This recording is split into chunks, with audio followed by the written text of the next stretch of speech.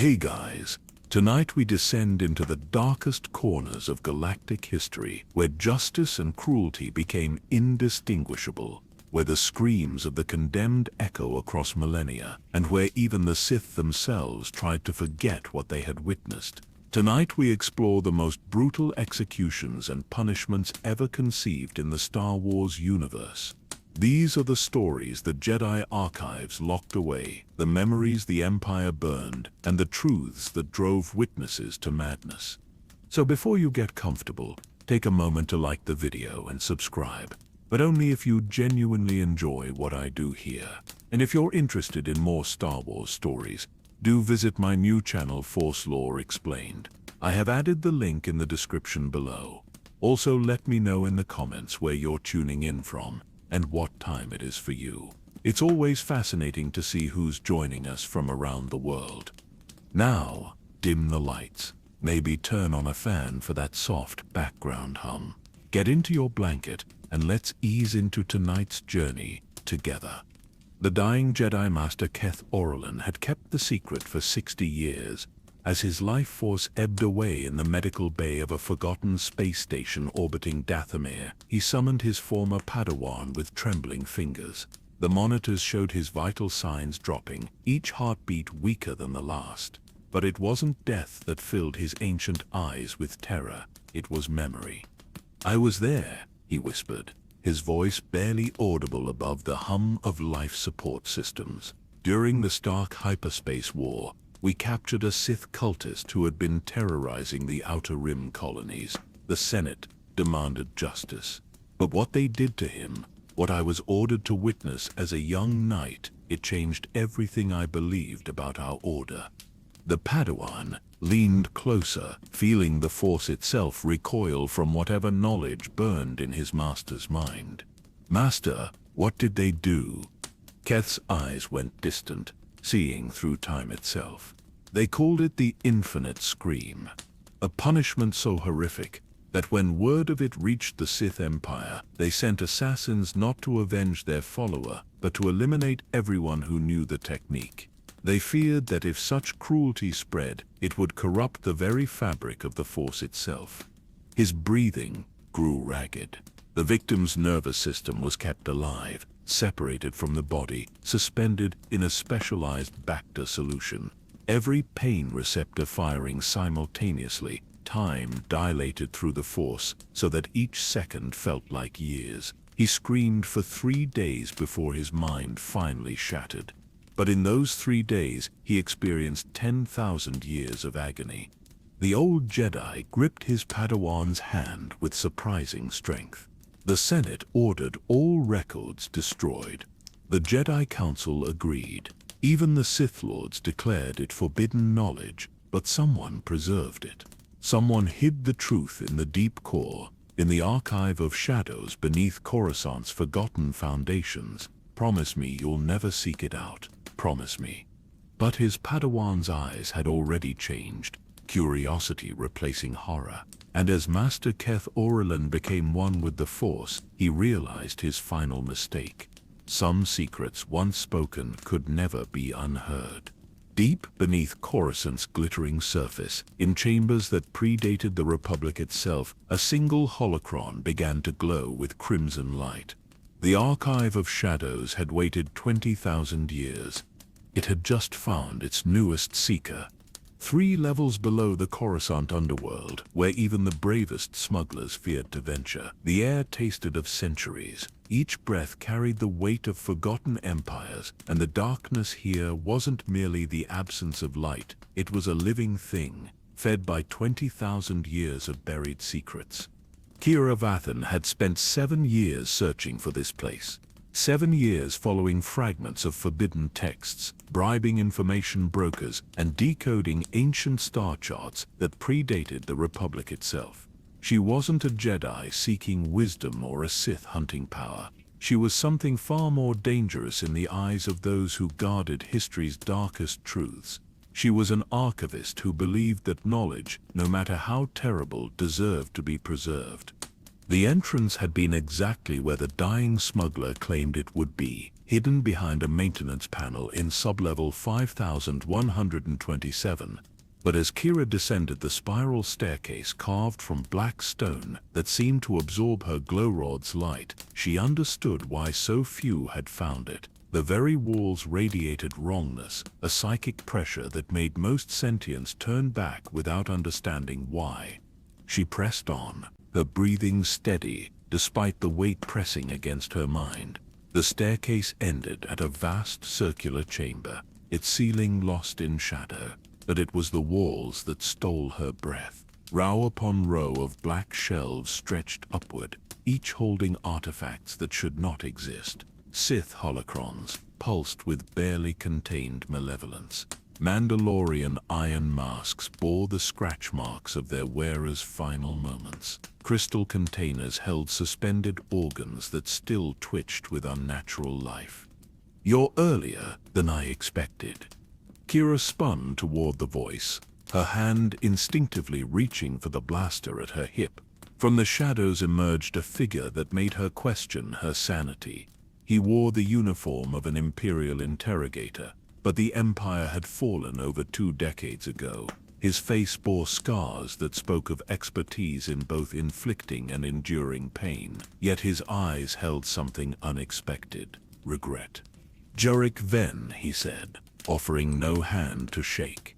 "Former Imperial Intelligence, Interrogation Division. And yes, before you ask, I'm one of the monsters you've come here to study." "How did you know I would come?" A bitter smile crossed his scarred features. "Because I've been waiting here for someone like you. Someone who seeks truth rather than power. The others who found this place came wanting to use what's stored here. They're part of the collection now." Kira's eyes darted to the shelves, suddenly understanding that some of the preserved specimens might be more recent than ancient. "You're the Guardian. Self-appointed. Call it penance." Jorak moved deeper into the archive, his footsteps silent on the obsidian floor. 23 years ago, I was the Empire's most efficient interrogator. I broke rebels, extracted secrets, and never questioned orders. Until the day they brought me here to study the old methods, to innovate based on classical techniques. He stopped before a particular section where the darkness seemed denser. What I learned in this place broke something in me, or perhaps it fixed what was already broken. Either way, I couldn't leave. Someone needs to ensure this knowledge stays buried while paradoxically preserving it. History's cruelest joke. But you're letting me in, because you're not alone. Jorak's scarred face turned toward the entrance. "Your Twi'lek friend has been circling the upper levels for an hour, trying to find another way in." As if summoned by his words, footsteps echoed down the staircase. Lyra Neki emerged, her leku twitching with nervous energy. Unlike most Twi'leks who gravitated toward entertainment or commerce, Lyra had dedicated her life to xenoanthropology, specifically the study of how different species throughout history had systematized suffering. "Kira, this place," Lyra whispered, her usually melodious voice strained. "The psychic residue alone could drive sensitive species mad. We need to be careful." Jorik studied the Twi'lek with professional interest. "You feel it then? Good. Those who can't sense the weight of atrocity here are the ones who become capable of adding to it." The trio stood in the archive's heart, an unlikely alliance forming in the darkness. Kira, driven by the archivist's need to preserve truth; Jorak, seeking redemption through guardianship; Lyra, hoping understanding might prevent repetition. Around them, millennia of systematized cruelty waited to share their secrets. "Where do we begin?" Kreia asked, though part of her wondered if she truly wanted the answer. Jorak moved to a section marked with symbols that predated any known language. With the first recorded execution in galactic history, the Celestials didn't just kill their enemies, they unmade them across every possible timeline. But even that pales compared to what came after. He selected a holocron that seemed to bend light around it. "You see, every civilization thinks they invented cruelty, But the truth is far worse. There's a pattern. The same methods appear independently across species that never made contact. The same specific techniques for maximizing suffering while prolonging life, as if something was teaching them. Lyra's skin had paled to an unhealthy shade. You're suggesting these methods were designed, distributed. I'm not suggesting anything, Dirac replied, placing the holocron on a central pedestal. I'm telling you what 20 years in this archive has taught me. Every great galactic power has contributed to this collection. The Rakatar, the Sith, the Jedi, the Republic, the Empire. All of them discovered or rediscovered techniques that follow the same fundamental principles. The holocron activated, casting the chamber in deep crimson light. But instead of a figure appearing, words began to materialize in the air. Not in basic or any modern language, but somehow Kira understood them perfectly. The holocron was translating directly into thought. The architect's first principle. Pain is a finite resource in a single being, but when properly cultivated across populations and generations, it becomes infinite. This is the foundation upon which all true power is built. Kira felt her archaeological instincts override her revulsion. The architect. This is the first mention of that title I've found. It won't be the last, Dirac promised. That name appears across 50,000 years of records, always in connection with innovations in suffering. Some believe it's a title passed down through a secret organization. Others think it's something worse. Worse how? Lyra asked, though her expression suggested she already suspected. A single consciousness, immortal, moving through history like a curator of cruelty. Dirac deactivated the holocron, plunging them back into relative darkness. But that's impossible, of course. Nothing lives that long. The silence that followed was heavy with unspoken doubts. In this place where impossible artifacts lined every shelf, the word impossible had lost much of its meaning. Kira broke the silence first. We need to document everything. Create a comprehensive record that future generations can learn from, not to replicate these horrors, but to understand how they came to be, how to recognize the patterns before they repeat. Ambitious, Dirac noted. This archive contains the suffering of trillions. You could spend a lifetime here and barely scratch the surface. Then we'd better begin. Kira activated her recording device, its soft blue light a small defiance against the oppressive darkness. Start with what you consider the worst, the executions that even hardened Imperials couldn't stomach. Dirac's laugh was hollow. The worst? My dear archivist, you misunderstand the nature of this place. There is no worst here, only variations on a theme that plays across the cosmos. But if you want to understand the scope of what we're dealing with, we should start with the execution method that appears in every era, adapted by every major power. He led them deeper into the archive, past sections dedicated to specific civilizations, Rakatan pain amplifiers, Sith soul traps, Mandalorian compression chambers, Republic neural destabilizers, Imperial acid baths. Each artifact a testament to sentient creativity when applied to destroying other sentients. Here, Dirac stopped before a peculiar display. Multiple holocrons from different eras surrounded a central crystalline structure, the eternal scream. Every civilization discovers it eventually. The technique of keeping a being suspended at the exact moment of death, experiencing that transition indefinitely. The Rakata called it the infinite threshold.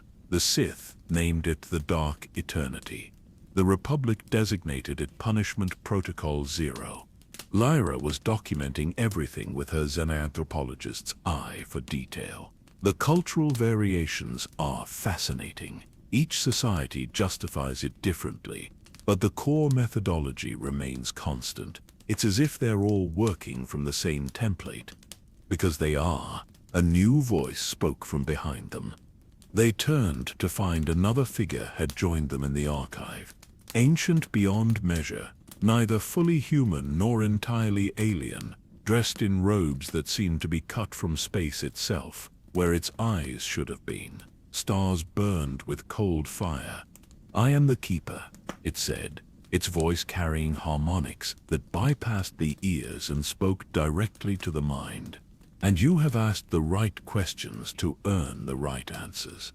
The architect you seek is no myth, but understanding the truth requires accepting that the galaxy's entire concept of justice and punishment has been shaped by a single malevolent will." Kira felt her reality tilting. Everything she thought she knew about galactic history was suddenly uncertain. "Who are you?" "I am what remains of those who tried to stop the architect 20,000 years ago. We failed, but we preserved the evidence of their work, hoping that someday someone would be strong enough to finish what we started." The Keeper gestured to the archives surrounding them. "This is not a collection of atrocities. This is evidence in the longest criminal case in galactic history. And you, whether you know it or not, have just volunteered to be the prosecutors." The weight of that statement settled over the trio like a funeral shroud. They had come seeking knowledge. They had found a war that had been raging in shadow for longer than civilizations had existed.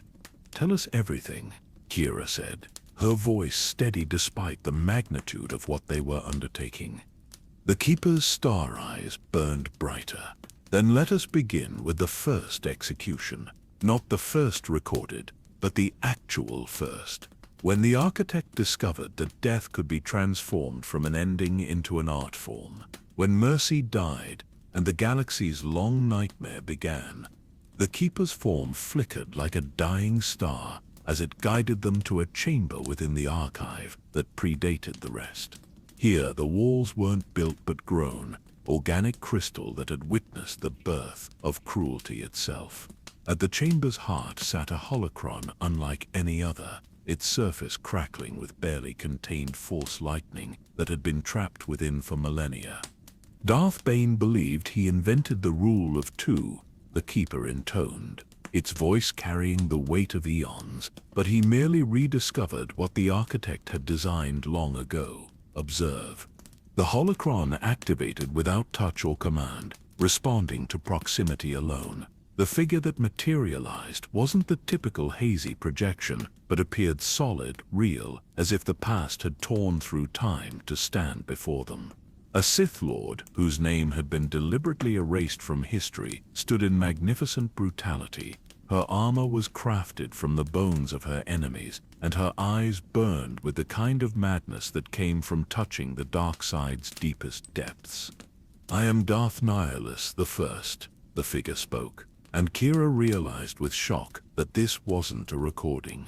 The holocron had somehow preserved a fragment of consciousness itself. Not the Nihilus you know from your histories, but the first to bear that title. The architect's most devoted student in the art of electrical execution.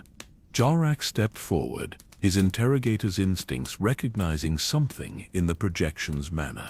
"You're aware you're a holocron?" A smile that could freeze blood crossed the ancient Sith's features. "Awareness is all I am now. 5,000 years of consciousness, trapped at the moment of my greatest triumph and ultimate failure." The architect's joke. "But you've come for knowledge, not philosophy. Observe what I perfected." The chamber transformed around them. No longer were they in the archive, but standing in a massive Sith temple, its obsidian pillars reaching toward a blood-red sky. The projection had somehow accessed their minds, sharing memory as experience. At the temple's center, a figure hung suspended in a web of force lightning, but this was no simple execution.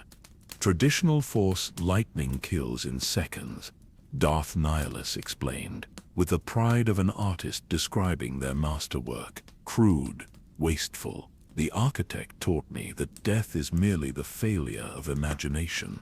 Watch. The lightning surrounding the victim wasn't the chaotic blue-white energy most associated with Sith attacks. This was different, controlled, almost beautiful in its precision. Thousands of individual strands, each no thicker than a hair, wove through the victim's body. They followed nerve pathways, danced along synapses, creating a symphony of agony that transcended simple pain. The technique requires perfect understanding of anatomy across every known species, Nihilus continued. Each strand must be individually controlled, modulated to keep the victim at the exact threshold between life and death. Too much power, and they die. Too little, and they adapt. The art is in the balance. Lyra was documenting everything despite her visible revulsion. How long could someone survive this? My record was 17 days, Nihilus replied with obscene pride. A Jedi Master who had killed my apprentice. By the end, he begged for the very dark side he had spent a lifetime fighting against. But duration isn't the true measure of success. The scene shifted, showing the same execution from the victim's perspective. Time dilated, each second stretching into hours of experienced agony. The lightning didn't just burn flesh, it rewrote the victim's perception of reality. Past, present, and future collapsed into a single eternal moment of suffering. The architect's true gift, Nihilus explained, was teaching us that physical pain has limits. But when you weaponize the force itself, when you turn a being's connection to life into the instrument of their destruction, you transcend those limits. The victim experiences every possible form of death simultaneously, while being denied the release of any of them. Kira forced herself to maintain professional detachment. This technique it spread beyond the Sith. The projection's laughter was like grinding glass. Spread, child. Where do you think the Jedi learned their most subtle execution methods? Oh, they dressed it in righteousness, called it evering from the forces or merciful dissolution. But the principle remains the same. Use a being's force sensitivity against them. You're lying, Jorak stated flatly. The Jedi wouldn't they? Nihilus gestured, and the scene changed again. Now they stood in a Jedi temple, watching robed figures perform what looked like a healing ceremony. But Kira's trained eye caught the subtle differences. The force energies they channeled weren't mending but unmaking. They called it the final meditation, Nihilus narrated with dark satisfaction. Reserved for fallen Jedi who couldn't be redeemed. They would gather in a circle, 12 masters combining their power to slowly disconnect the subject from the force. But here's the secret they never recorded in their precious archives.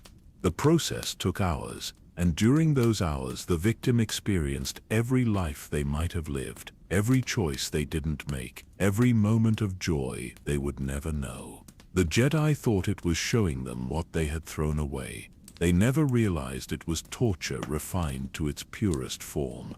The Keeper's form solidified slightly, interrupting the projection. This is why the archive exists, not to glorify these methods, but to show how the architect's influence corrupted every philosophy, every belief system. The Sith embraced it knowingly. The Jedi adopted it unknowingly, but the result was the same. Darth Nihilus's projection flickered with annoyance at the interruption. You want to know the true horror? Let me show you my masterpiece. The execution that earned the architect's personal attention. The scene shifted one final time. They stood in a chamber that defied geometry, where up and down had no meaning, and the walls breathed with malevolent life. At its center, 13 figures hung in a perfect sphere of lightning. But they weren't separate victims. They were connected, their nervous systems linked by the electrical web. A family, Nihilus announced. 13 generations of a force-sensitive bloodline, from the ancient patriarch to the newborn infant. The lightning didn't just torture them individually. It shared their pain, collectively. Each victim experienced not only their own agony, but that of their ancestors and descendants. Past and future suffering collapsed into a single moment that lasted 3 days. Even Jorak, hardened by decades of Imperial service, couldn't hide his revulsion. Why? What possible purpose could such cruelty serve? Purpose. Nihilus laughed again. You still don't understand. The architect doesn't need purpose. Suffering is its own reward when perfected to this degree. But if you must have a reason, consider this, that Bloodline had produced 13 Jedi Masters across the generations. Their combined pain, properly channeled, created a wound in the Force that exists to this day. A place where the light side cannot reach. The architect called it a masterpiece of negative creation. The projection began to fade, but not before delivering one final revelation. You seek the architect as if it's hiding, but it's not. It's everywhere. In every execution manual, every interrogation technique, every refinement of suffering across the galaxy, the architect doesn't need to act directly anymore. It planted the seeds of cruelty so deep in galactic civilization that we cultivate them willingly, believing each new atrocity is our own invention. As the holocron deactivated, the quartet stood in silence. The archive's oppressive atmosphere seemed almost comforting compared to what they had just witnessed. The knowledge that such techniques existed was horrifying enough. The revelation that they were all connected, all part of some vast design, was almost too much to process. This is just the beginning, the Keeper said softly. One holocron among thousands, each containing innovations in suffering that build upon the last. The Sith lightning crucifixion was primitive compared to what came later. The architect's students across the millennia have been remarkably creative. Kira steadied herself, remembering her purpose. Then we continue. We document everything. Not to preserve these horrors, but to understand the pattern. If the architect has been shaping galactic civilization's approach to punishment for 20,000 years, then someone needs to map its influence. Map it? Lyra asked, her voice shaking slightly. How do you map something that's infected every corner of society? The same way you map a disease, Jurek answered, his interrogator's mind already working through the implications. You trace it back to patient zero. You identify the transmission vectors. You find the cure.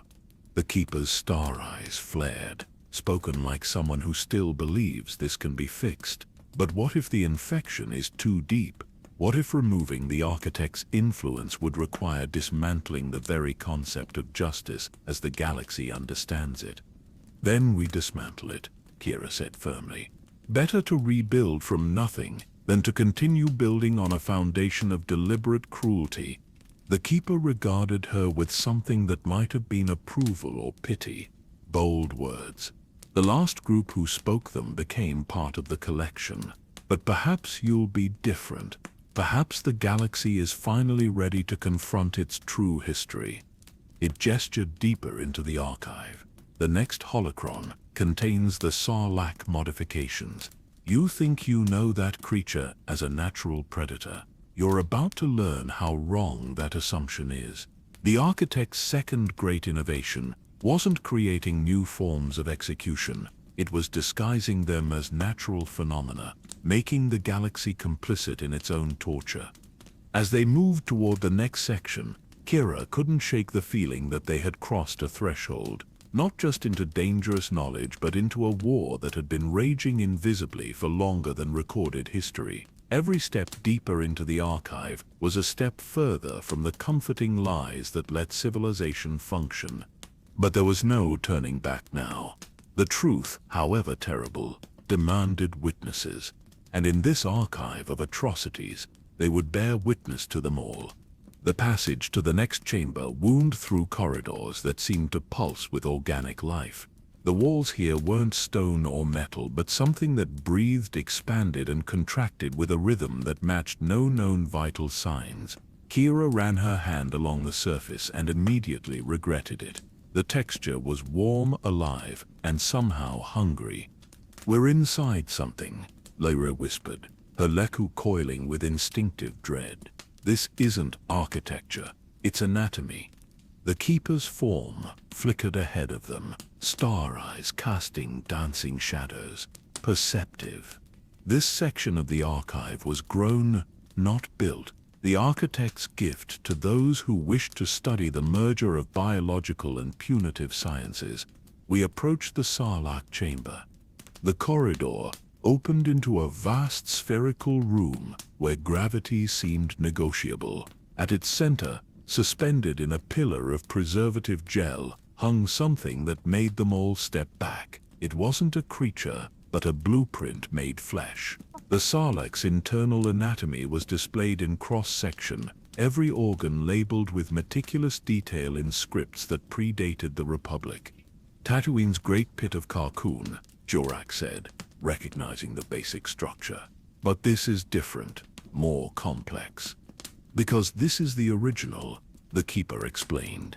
The prototype from which all others were cloned and modified. The galaxy believes Sarlacc's a natural evolution, random cosmic cruelty. The truth is far more deliberate.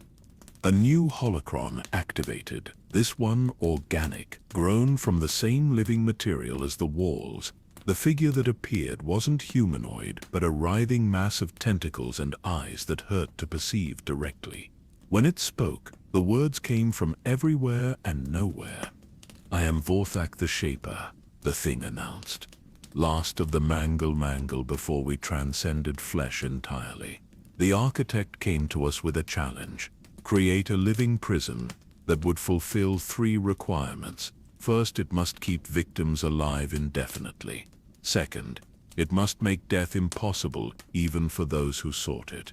Third, it must appear natural enough that civilizations would use it willingly." The preserved Sarlacc began to glow, its internal structures illuminating to show the grotesque genius of its design. Observe the digestive system, not merely acid and enzymes, but a carefully calibrated cocktail of regenerative compounds. Victims dissolve and regenerate in an endless cycle. Their nervous systems are preserved, enhanced even, while their bodies become part of the collective biomass. Kira's scientific mind reeled at the implications. The reports of victims being kept alive for thousands of years, they're true. Conservative estimates, Vorthak confirmed with obscene pride.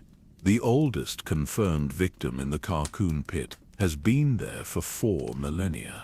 But mere longevity wasn't the architect's goal. Observe deeper. The display zoomed into the neural networks. What they saw defied every understanding of biology.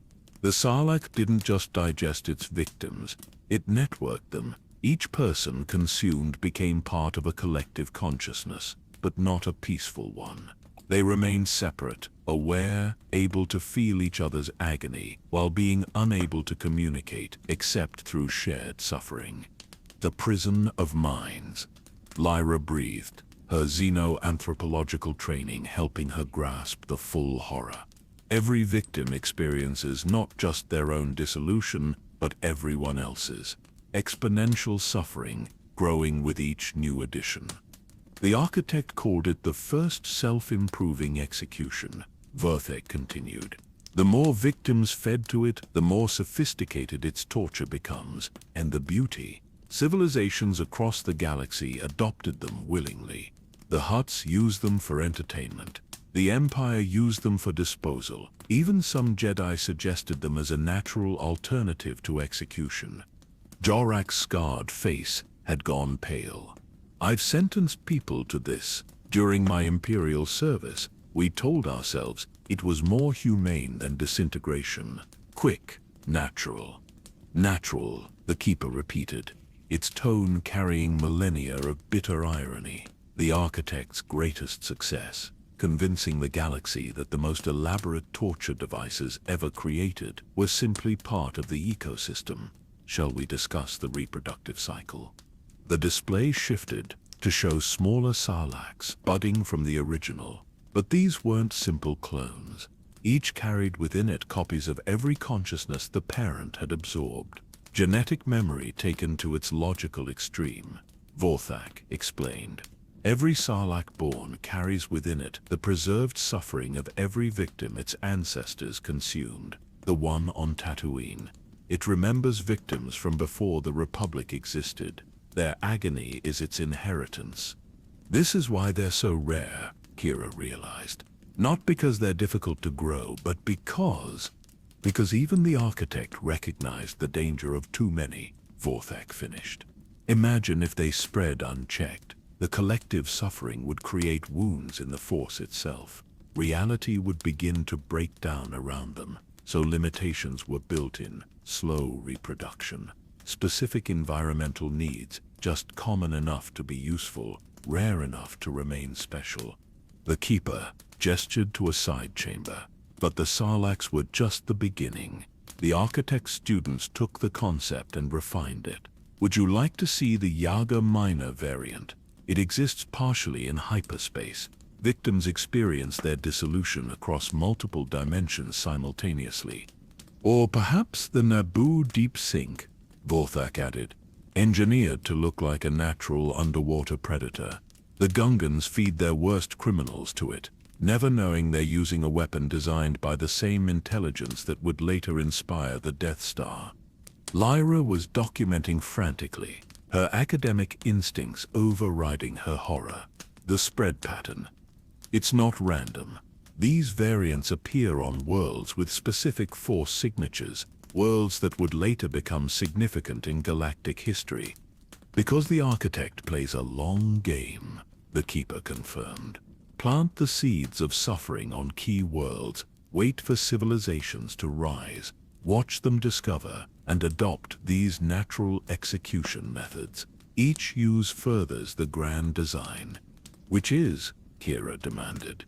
Vorthak's form writhed with something that might have been amusement. You assume there's a goal beyond the suffering itself. How charmingly linear.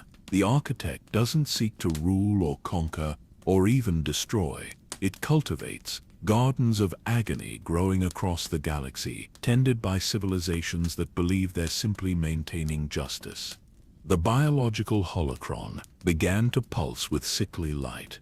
But you haven't seen the true horror yet. The Sarlacc's final gift to its creators. Show them, Keeper. Show them what happens when a force sensitive is consumed. The display changed again, focusing on a section of the Sarlacc that glowed with unnatural energy. Within it, preserved in ways that defied physics, was the essence of a Jedi Knight who had been consumed 3,000 years ago. But she wasn't dead or dormant. She was trapped in an endless loop of experiencing her own dissolution while simultaneously feeling the force presence of every life form for parsecs around. Force sensitives don't just suffer in the Sarlacc, Vorthak explained with revolting satisfaction. They become conduits. Their connection to the Force is weaponized, turned into a beacon that draws other Force users. How many Jedi and Sith have felt the disturbance of a Sarlacc pit and investigated, only to join their predecessors in eternal digestion? It's a trap designed specifically for those who might have the power to destroy it, Kira said, understanding dawning with horrible clarity.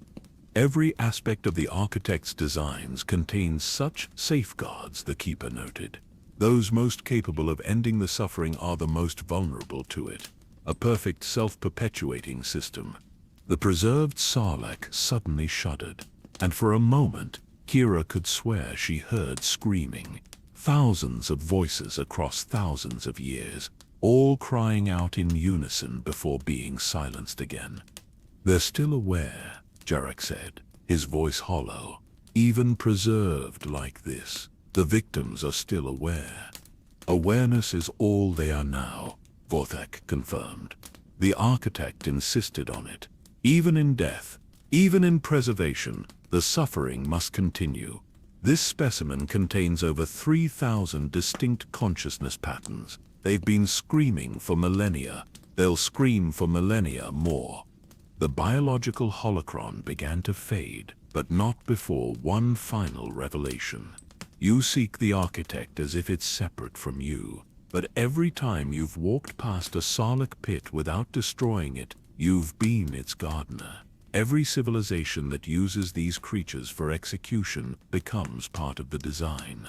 The architect doesn't need to act directly. It has an entire galaxy of unwitting servants. As the projection vanished, The quartet stood in the breathing chamber, surrounded by the preserved horror of a creature that should never have existed. The weight of complicity pressed down on them.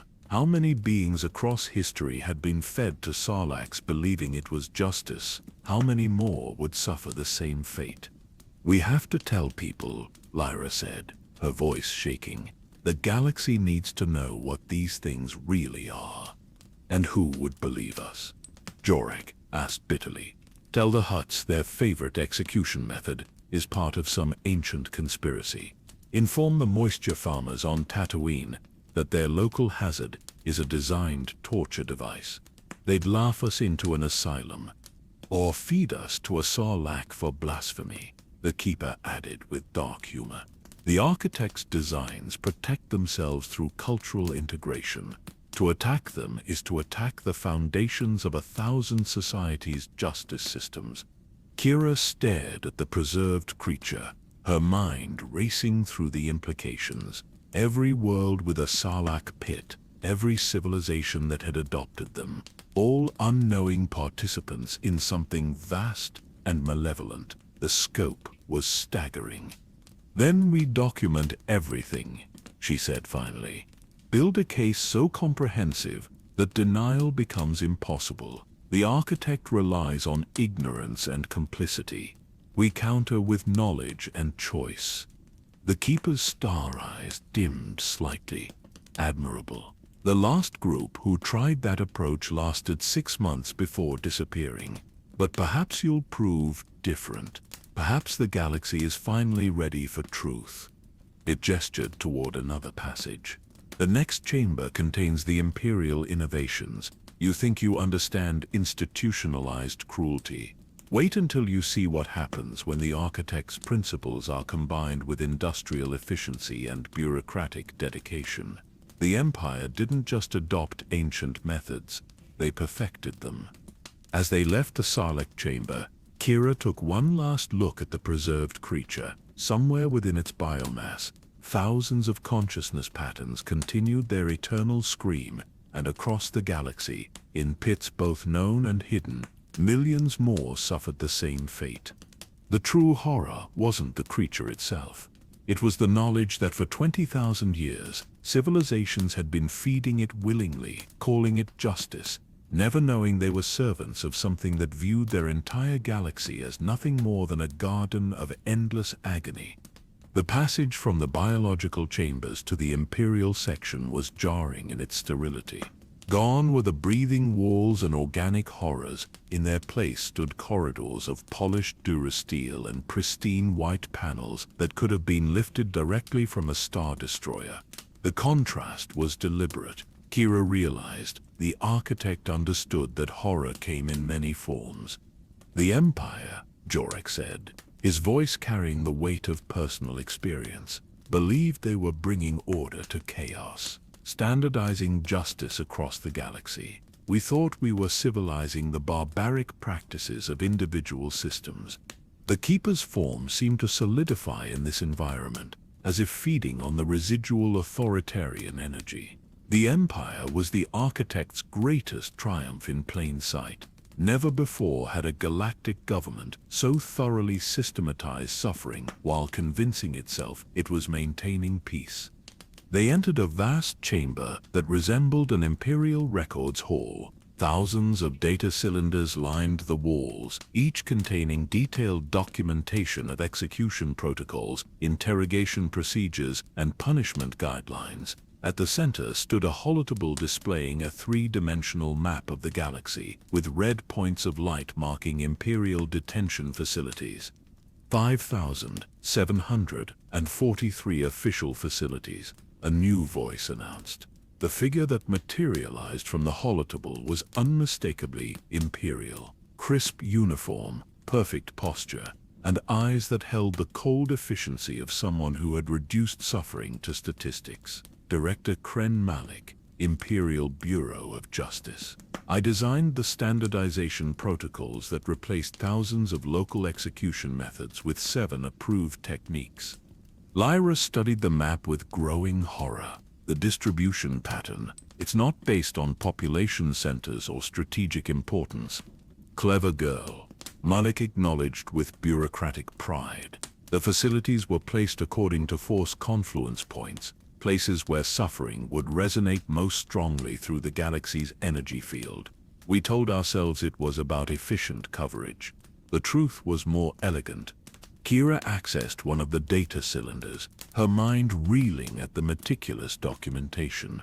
These aren't just execution records, they're detailed analyses of suffering duration, consciousness retention, and what they call productive agony coefficients. My greatest innovation, Malik continued, gesturing to bring up holographic displays of various devices. Previous civilizations treated execution as art or religion. I transformed it into science. Every variable quantified, every outcome measured, every improvement documented. The displays showed familiar Imperial devices, but with modifications Kira had never seen in official records. The interrogation chairs didn't just inflict pain, they mapped neural responses to create personalized suffering programs. The detention blocks weren't just cells, they were sensory manipulation chambers that could make minutes feel like years. But here's what made us perfect servants of the architect, Malik said, his projection showing the first signs of emotion. We believed our own propaganda. Every enhancement, every refinement, every new technique was justified as bringing order to the galaxy. We tortured and executed millions while genuinely believing we were the good guys. Jorak stood rigid, his scarred hands clenched. I remember these protocols. I implemented them. The training insisted they were humane alternatives to local barbarism. Because that's what you needed to believe, the Keeper interjected. The architect learned long ago that willing servants are more efficient than knowing ones. The Empire didn't just adopt ancient cruelty, it industrialized it while maintaining moral superiority. Malik's projection gestured to a specific section of data cylinders marked with black stripes. My special project, cross-referencing every historical execution method with modern Imperial efficiency. Did you know the Sith lightning crucifixion could be replicated with targeted electrical nodes? Or that the Sarlacc's digestive process could be simulated in a standard detention cell? You mechanized mythology, Lyra breathed. Understanding the full scope, took force-based tortures and made them accessible to non-force users. Democratized suffering, Malik corrected with perverse pride. No longer did you need ancient knowledge or force sensitivity to inflict maximum agony. Any stormtrooper with basic training could operate devices that replicated tortures previously reserved for Sith Lords. The holotable shifted to show production statistics. Millions of devices manufactured, billions of beings processed through the system.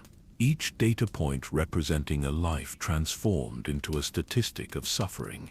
But we were efficient, Malik continued, his tone shifting to defensive. Local systems were chaotic. A criminal might face dismemberment on one world, a fine on another. We brought consistency, predictability, order. You brought mass production to atrocity, Kira countered. Did we? Malik's projection flickered, revealing something beneath the bureaucratic facade. Or did we simply reveal what was always there? Every civilization in galactic history has practiced systematic cruelty. We just admitted it, documented it, perfected it. The Keeper moved to a specific data cylinder, extracting it with reverent care. Show them the truth, Director. Show them what you discovered in your final days. Malik's expression shifted to something almost human. Fear mixed with revelation. File 66, Alpha Black. My final report, never submitted, never intended to be. The holotable displayed a new set of data, not execution statistics, but pattern analysis spanning millennia. Every major galactic government, every system of justice, every method of execution, all of them connected by mathematical principles that no single civilization could have developed independently. I found the pattern, Mamalik whispered, hidden in the data. The same equations underlying every torture device, the same psychological principles, the same neurological exploitation, across species that had never made contact, across eras separated by thousands of years. The display zoomed in on specific mathematical constants, numbers that appeared in Rakatan, pain amplifiers, Sith sorcery, Mandalorian compression algorithms, and Imperial interrogation protocols, the same fundamental equations, dressed in different cultural clothing. The architect's signature, the Keeper explained, hidden in plain sight for those with eyes to see. I tried to report it, Mamalik continued, his bureaucratic composure finally cracking. Tried to warn them that our entire justice system was built on someone else's blueprint. But who would believe that the mighty empire was just another puppet, that our great standardization was just the latest iteration of a pattern as old as the stars? Jorik studied the data with growing understanding. The efficiency improvements we were so proud of, they weren't innovations, they were rediscoveries. Every generation thinks it invents cruelty, Mamalik said bitterly. But we just find new ways to implement the same core designs. The architect doesn't need to intervene directly. It encoded the blueprints for suffering into the very fabric of galactic civilization. We build its machines thinking they're our own ideas. The projection began to destabilize, but not before one final revelation. I destroyed my own memory rather than live with this knowledge. But first, I hid the evidence here. Proof that the empire, for all its power, was just another note in a symphony of suffering that started before history began. As Mamalik's image faded, the chamber fell silent, except for the hum of data storage. The weight of the revelation pressed down on them. The empire hadn't been uniquely evil. It had been typically evil, following patterns established so long ago that they seemed like natural law. This is why the New Republic's reforms keep failing, Lyra said quietly. They're trying to build better systems on the same poisoned foundation. Every reform movement in galactic history has faced the same problem, the Keeper confirmed. They reject the previous system's cruelty, but unconsciously adopt the underlying principles. The names change, the methods evolve, the pattern remains. Kira was deep in the data, her archaeological instincts finding connections everywhere. It's like a virus, a mimetic infection that spreads through legal systems and justice philosophies. Every civilization that tries to create order eventually discovers these same solutions. Because they work, Jorik said grimly. That's the truly insidious part. The architect's methods are horrifyingly effective. They maintain order. They deter crime. They satisfy the public's desire for justice. Evil that functions becomes indistinguishable from necessity. The Keeper gestured toward another section of the archive. You begin to understand. The architect's true genius wasn't creating methods of execution. It was creating the conceptual framework that makes such methods seem inevitable. Shall we continue? The next chamber contains something even the Empire considered too extreme to implement. What could be worse than industrialized torture? Lyra asked. Torture that transcends the physical entirely, the Keeper replied. The Order 66 protocols were just the beginning. What comes next will challenge your understanding of what execution even means. As they left the Imperial section, Kira took one last look at the data cylinders. Millions of records, billions of victims, all of them participants in a pattern they never recognized. The Empire had fallen, but its methods lived on, adapted and adopted by whatever government came next. The false conclusion was seductive in its simplicity. Blame the Empire. Condemn their industrialization of cruelty. Promise to do better.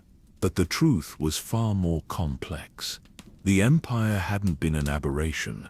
It had been the architect's most honest expression, a government that openly embraced what others practiced in shadow. And somewhere in the galaxy, in New Republic facilities and independent systems, in core worlds and outer rim territories, the same patterns continued. Different names, updated methods, the same ancient equations underlying it all. The architect didn't need to rule. It had encoded itself into the very concept of governance. Every society that sought to punish wrongdoing would eventually find its way to the same solutions, not because they were evil, but because they worked. That was the true horror, not that the galaxy was ruled by a malevolent intelligence, but that it had internalized that intelligence so completely that its cruelty seemed like common sense. The transition to the Clone Wars section of the archive felt like stepping through a wound in reality. The walls here weren't solid but seemed to exist in multiple states simultaneously, shifting between the gleaming surfaces of Kamino's cloning facilities and the scarred stone of the Jedi Temple. Time itself felt unstable, as if the archive was struggling to contain the magnitude of betrayal it documented. Order 66, the Keeper intoned, its star eyes dimming with what might have been sorrow. The architect's masterwork disguised as military protocol, not merely an execution order, but the weaponization of trust itself. They entered a spherical chamber where holographic projections filled every surface, security footage from 100 worlds played simultaneously. Jedi Masters cut down by soldiers they had led for years, Padawans murdered by clones who had shared meals with them hours before. Each death captured from multiple angles, preserved in crystalline clarity. The galaxy remembers Order 66 as Palpatine's betrayal. A new voice spoke. The figure that materialized was neither Jedi nor Sith, but something between, a Kaminoan, tall and ethereal, with eyes that held depths of knowledge and regret. I am Kotor Na, chief geneticist of the Inhibitor Chip Project, and I am here to confess that we all knew. Jorak stepped forward, his interrogator instincts engaged. The Kaminoans were contracted by the Jedi. Master Sifo Dyas commissioned the army.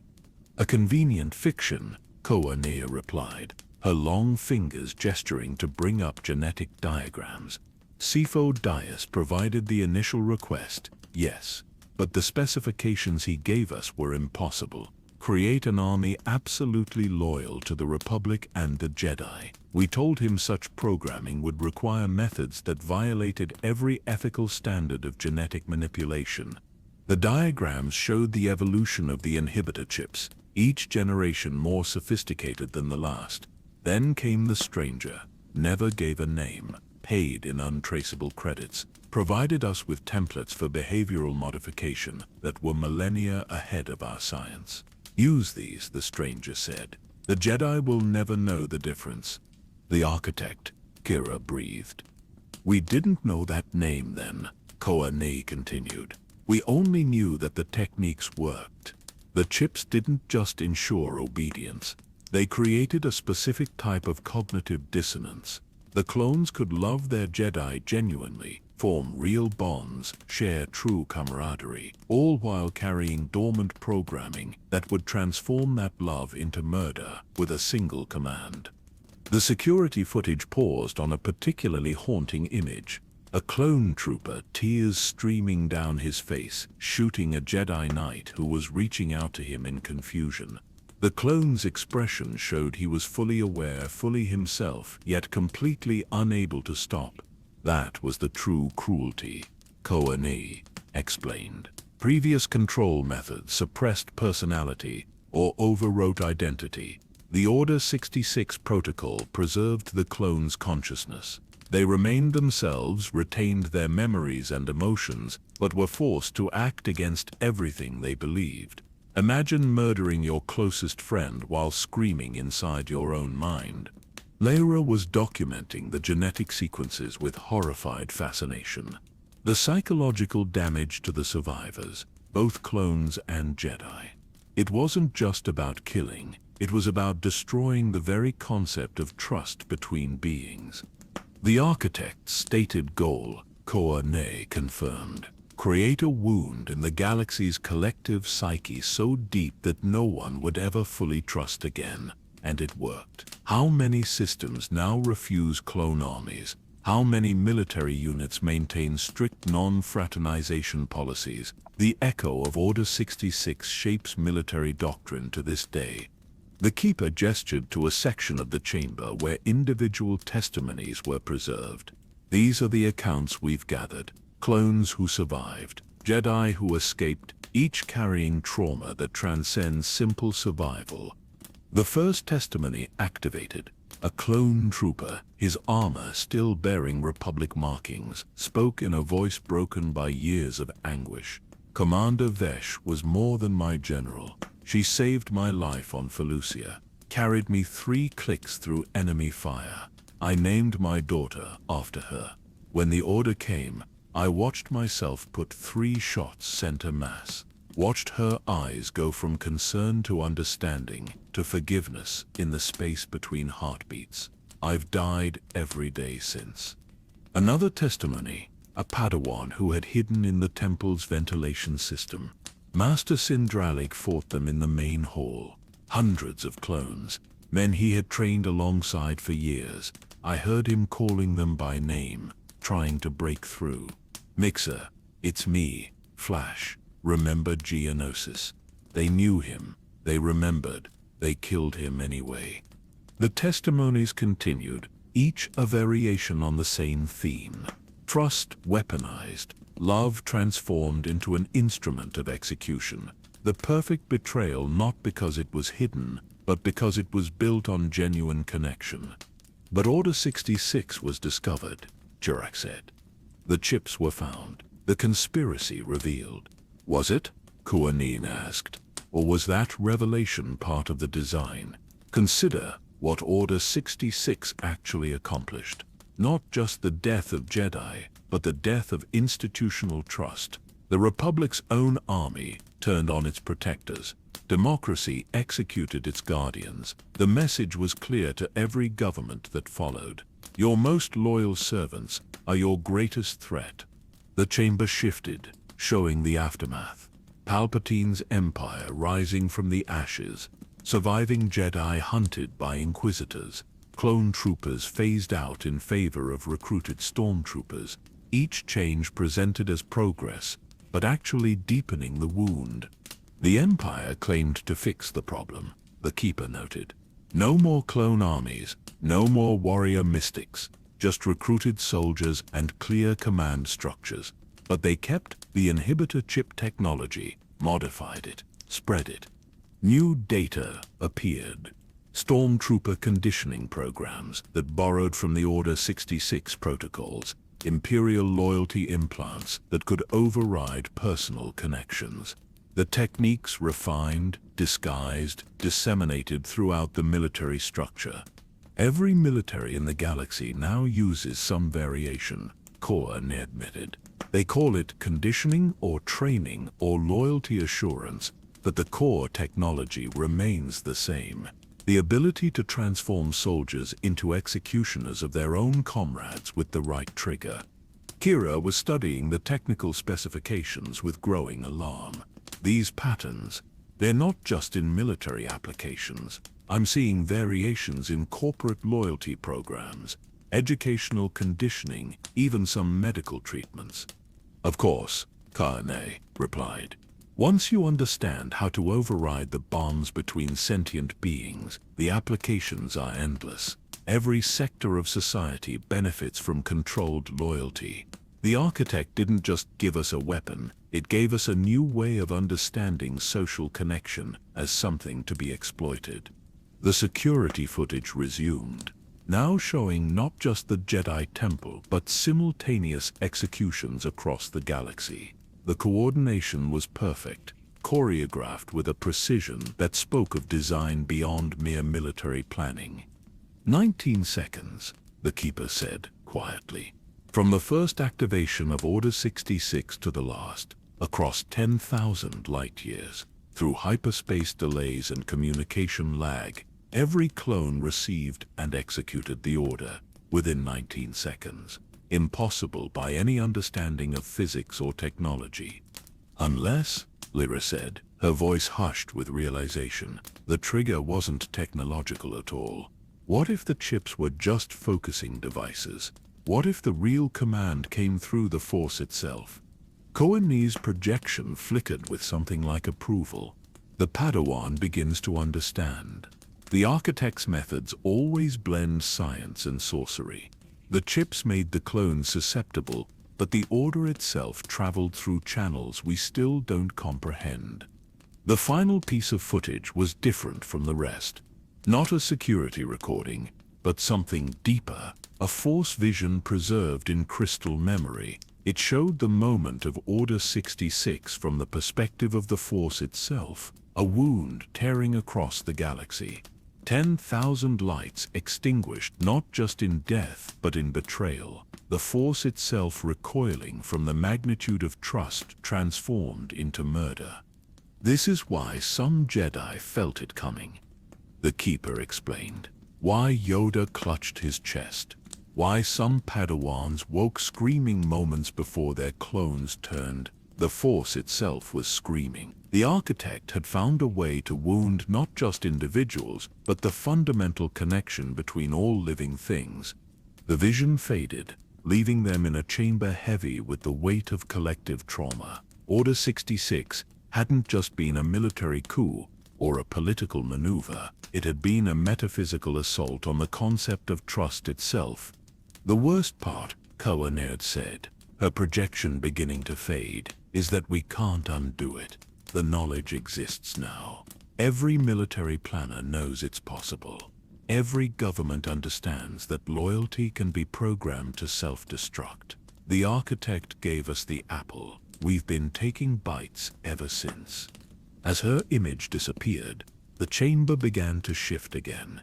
The walls solidified into something older, darker, stone carved with runes that predated the Republic. They were moving deeper into history, following the trail of betrayal back to its source. Order 66 was not the first time trust was weaponized, the Keeper said, leading them toward a passage that seemed to swallow light. The Night Sisters of Dathomir refined similar techniques millennia ago, but where the clones' betrayal was technological, theirs was mystical. Blood magic that could transform love into acid, literally and figuratively. Jorek paused at the threshold, his expression troubled. Each revelation connects to the last. Lightning crucifixion led to the Sarlacc. The Sarlacc principle influenced imperial standardization. Imperial methods enabled Order 66, and now Order 66 connects to something even older. The pattern spirals through history, Kira confirmed. Each iteration building on the last. Each generation thinking they've discovered something new when they're really just accessing the next chapter of an ancient instruction manual. Then let's read the next chapter, Lyra said, though her voice carried the weight of one who wished she could stop, but knew she couldn't. Show us the Night Sisters' contribution to this gallery of horrors. As they descended into the older sections of the archive, the screams from the Order 66 footage seemed to follow them. Not just the death cries of Jedi, but the anguished sounds of clones forced to betray everything they loved. The ultimate execution method didn't just kill the body, it murdered the soul of both victim and executioner. And somewhere in the galaxy, in military bases and training facilities, the descendants of Order 66 continued their work. New soldiers being conditioned, new loyalty protocols being implemented, new betrayals being programmed into the hearts of those who served. The architect's garden grew with each generation, watered by the tears of those who learned too late that love and loyalty could be transformed into weapons of execution with just the right commands. Order 66 had ended. Its echo would last forever. The descent into the Night Sister section was like traveling through veins of crystallized darkness. The walls pulsed with a different energy here, not the mechanical coldness of the Imperial sections or the biological horror of the Sarlacc chambers, but something primal and feminine and furious. The air tasted of iron and old magic, and every shadow seemed to writhe with barely contained spirits. Dathomir, the keeper, announced, its form flickering between states as if the ambient magic interfered with its existence. Where the architect found its most willing students, the Night Sisters didn't just adopt the methods, they enhanced them with something even the architect hadn't fully explored. The alchemy of betrayal mixed with blood. The passage opened into a circular chamber, dominated by a massive cauldron carved from a single piece of meteoric stone.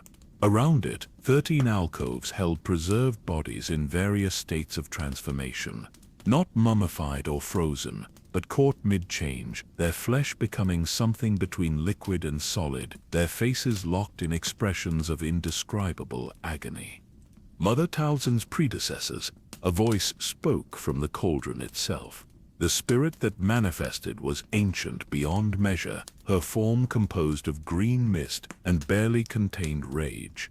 I am Mother Cyril, first of the Night Sisters to treat with the architect, and unlike the others you've met, I embraced our partnership willingly. Kira felt the temperature drop as the spirit fully materialized. Where other projections had been recordings or trapped consciousness, this was something actively present, sustained by magics that predated technology. The architect came to us 30,000 years ago. Mother Cyril continued, her voice carrying harmonics that seemed to bypass the ears entirely. Not with weapons or torture devices, but with a simple question. What if blood itself could be transformed into the instrument of execution? The cauldron began to glow, showing visions of the past. Night Sisters gathered in ritual circles, their victims suspended above carefully drawn runes. But these weren't simple sacrifices. The magic being performed was infinitely more complex. Observe the beauty of our innovation, Cyril commanded.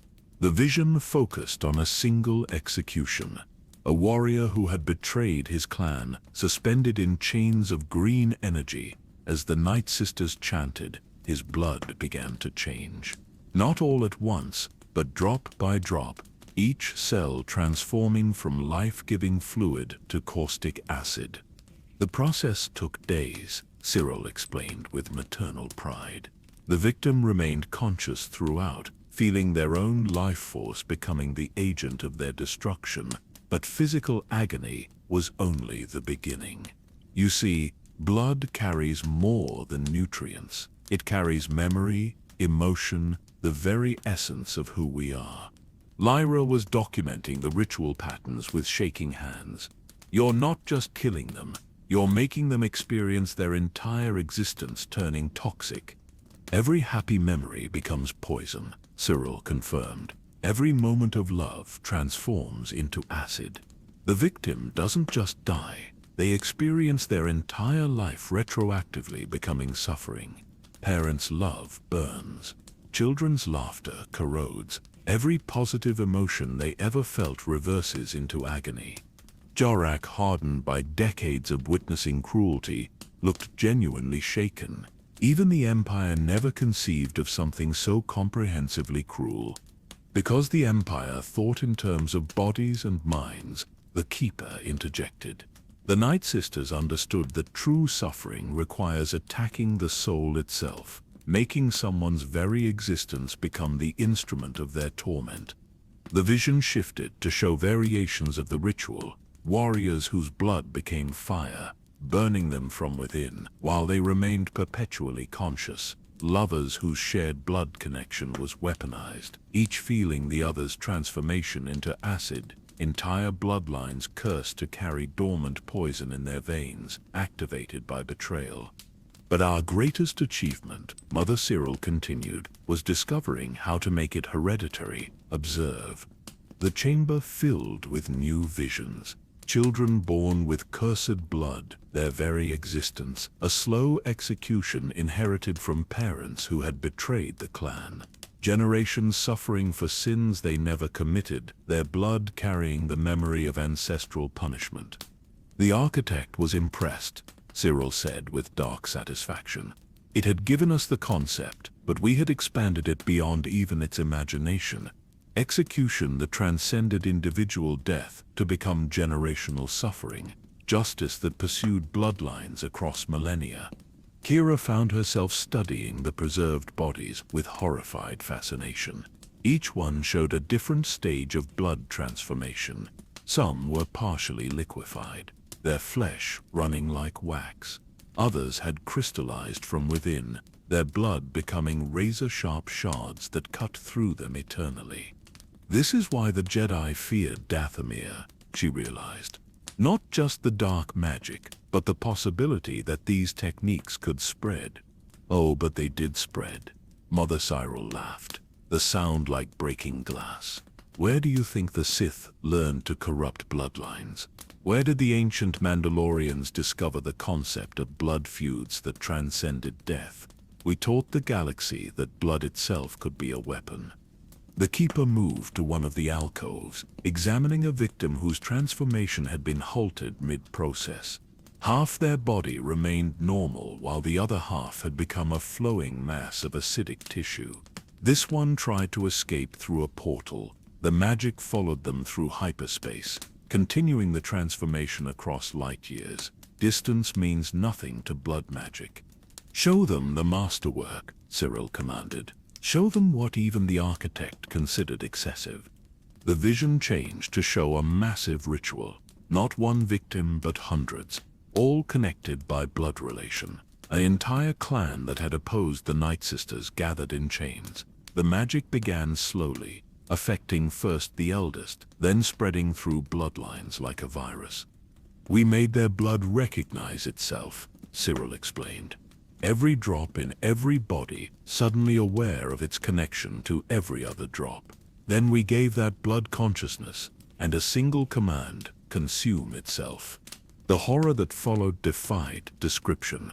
Hundreds of beings experiencing not just their own blood transformation, but feeling it happen simultaneously to everyone they were related to. Parents feeling their children's agony, siblings experiencing each other's dissolution, the entire clan becoming a single organism of networked suffering. It took 13 days for the last of them to die, Cyril noted clinically. But in those 13 days, they experienced centuries of collective agony. The magic created a temporal loop within their blood, past, present, and future suffering, all happening at once. Even other Night Sister clans condemned this, the Keeper added. Mother Talzin's faction arose specifically to contain and control these older magics. Not from mercy, but from fear that such extremes would invite retribution even they couldn't withstand. Cyril's form flickered with rage. Cowards. They saw the perfect fusion of the architect's principles with our own power and retreated into lesser magics, content to raise the dead and cast illusions when we had discovered how to make existence itself a curse.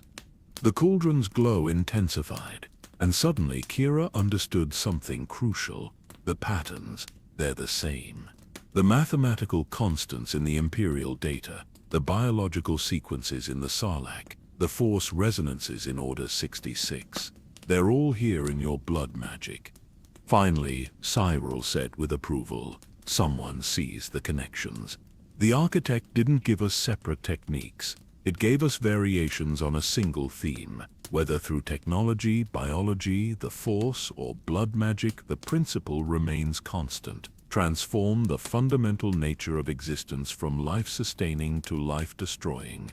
Jorak was examining the ritual circles carved into the floor. These symbols, I've seen variations in Sith temples, Jedi meditation chambers, even Republic military bases. Everyone who copied your techniques carried part of the pattern forward without realizing it. The beauty of mimetic infection, the Keeper confirmed. Ideas that spread through observation and replication. Each culture that witnessed Night Sister magic took something away. A symbol here, a concept there. The galaxy's understanding of punishment was forever altered by what happened on Dathomir. Mother Cyril began to fade, but not before one final revelation. You seek the architect as if it's hidden, but we knew its true nature, not a being, not a consciousness, but a principle given form. The idea that suffering could be perfected, personified into something that exists wherever cruelty is refined into art. "You're saying the architect isn't real?" Lyra asked. "I'm saying it's more real than you can comprehend," Cyril replied. "Every time someone discovers a new way to cause suffering, the architect grows stronger. Every innovation in cruelty adds to its existence. We didn't serve a master. We fed a god we were creating with every ritual." The spirit disappeared, leaving them in a chamber heavy with the scent of old blood and older magic. The preserved victims stood in their alcoves like accusations, eternal testament to what happened when the pursuit of perfect punishment was mixed with mystical power. "This connects everything," Kira said, her mind racing through the implications. "Not just the techniques, but the underlying philosophy. The architect isn't spreading methods of execution. It's spreading the concept that suffering can be perfected, that cruelty can transcend its limitations. And every civilization that adopts that concept becomes part of it," the Keeper added, "feeding it, growing it, making it more real with each innovation." They stood in the blood-soaked chamber, surrounded by the evidence of what that philosophy could create when taken to its logical extreme. The Night Sisters hadn't just tortured bodies or minds, they had found ways to make existence itself a form of execution. And somewhere in the galaxy, on worlds both known and hidden, practitioners of dark magic still used symbols first drawn in this chamber, still spoke words first chanted by Mother Cyril, still transformed blood from blessing to curse, never knowing they were participating in something far older and vaster than their individual cruelties. The blood rituals of Dathomir had been contained, their practitioners scattered or destroyed, but the ideas they had unleashed could never be fully banished. They lived on in every culture that believed suffering could be an art, that punishment could transcend mere death, that blood itself could carry justice across generations. The architect's garden grew, with each drop spilled in ritual purpose, each bloodline cursed for ancestral sins, each innovation in making life itself the instrument of its own destruction.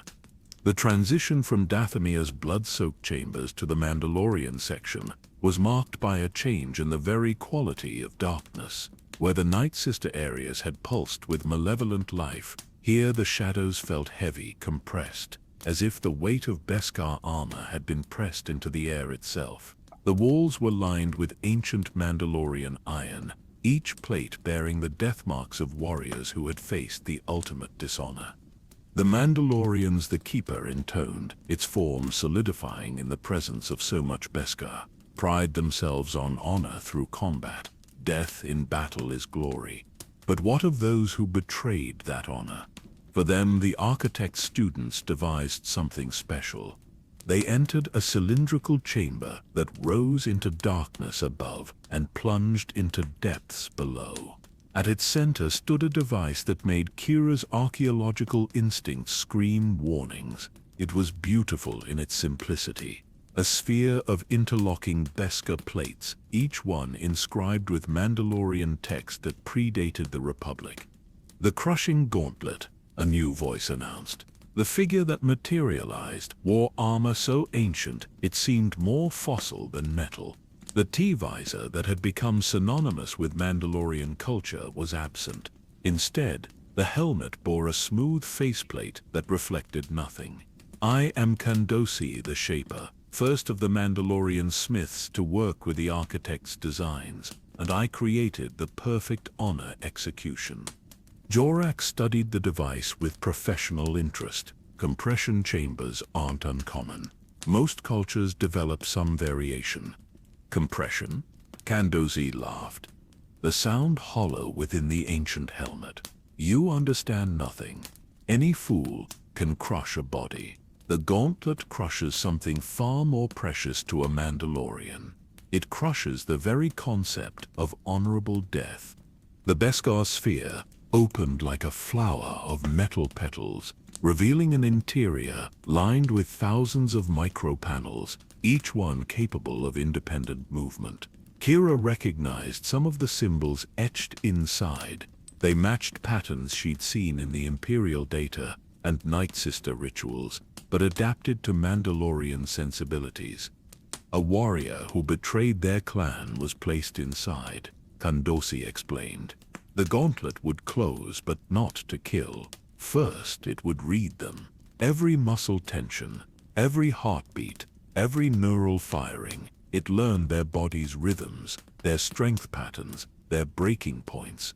The device demonstrated with a holographic victim. The panels began to move, each one applying precise pressure, not enough to break bones or rupture organs, but exactly calibrated to the victim's physiology. Then began the true punishment. Kandosi continued. The gauntlet would compress slowly, over days or weeks, but here's the innovation. It didn't apply uniform pressure. It responded to resistance. The harder the victim fought, the more precisely it countered their strength. Libera understood the implication immediately. You're forcing them to participate in their own execution. Their strength becomes the measure of their suffering. A warrior's greatest asset turned against them, Kandosi confirmed with pride. But that was merely the physical component. The true genius was what happened to their Beskar. The demonstration showed the victim's armor beginning to respond to the gauntlet's pressure. The Beskar, which had protected them in countless battles, began to compress along with the chamber. But instead of breaking, it flowed like liquid metal, maintaining its integrity while slowly crushing its wearer. Beskar remembers, the Keeper added. Every battle, every victory, every moment of glory the armor witnessed. The gauntlet awakened those memories and turned them into weapons. The warrior didn't just feel their body compressed. They experienced every triumph becoming a source of agony. The armor would replay battles, Kandosi explained, but reversed. Every strike they had deflected now hit. Every blow they had dealt returned to them. A lifetime of combat compressed into days of experiencing every possible defeat. Their Beskar, which had been their identity, became their tormentor. The demonstration reached its climax. The victim in the gauntlet wasn't dying from compression, but from the sheer weight of experiencing their entire warrior life inverted into failure. Their body broke not from external pressure, but from the internal collapse of everything that had defined them.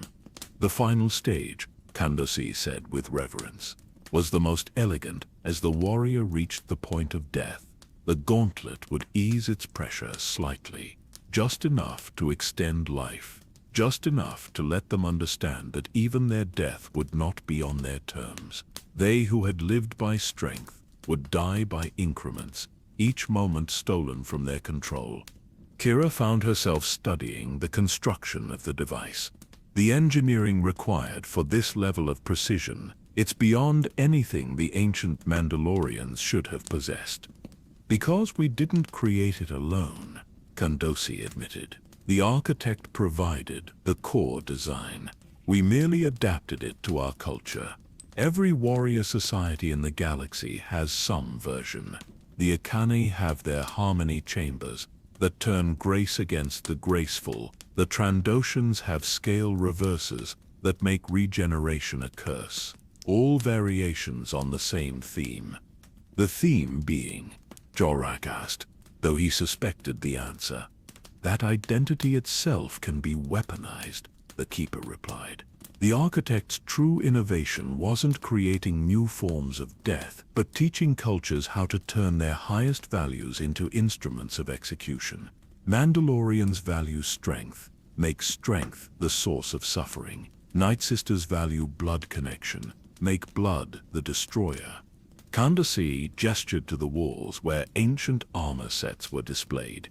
Each one bore the compression patterns of the gauntlet, Beskar twisted into impossible shapes that somehow maintained their integrity. These are the dishonored, warriors who betrayed their clans, their creeds, their codes. Their armor was returned to their families as a reminder, but the Beskar never forgot. Even reforged, it carries the memory of the gauntlet. That's why some Mandalorian armor screams, Lyra realized. Old Beskar that remembers the compression, warriors wearing the reformed armor of the dishonored. Every piece carries history, Kandosi confirmed.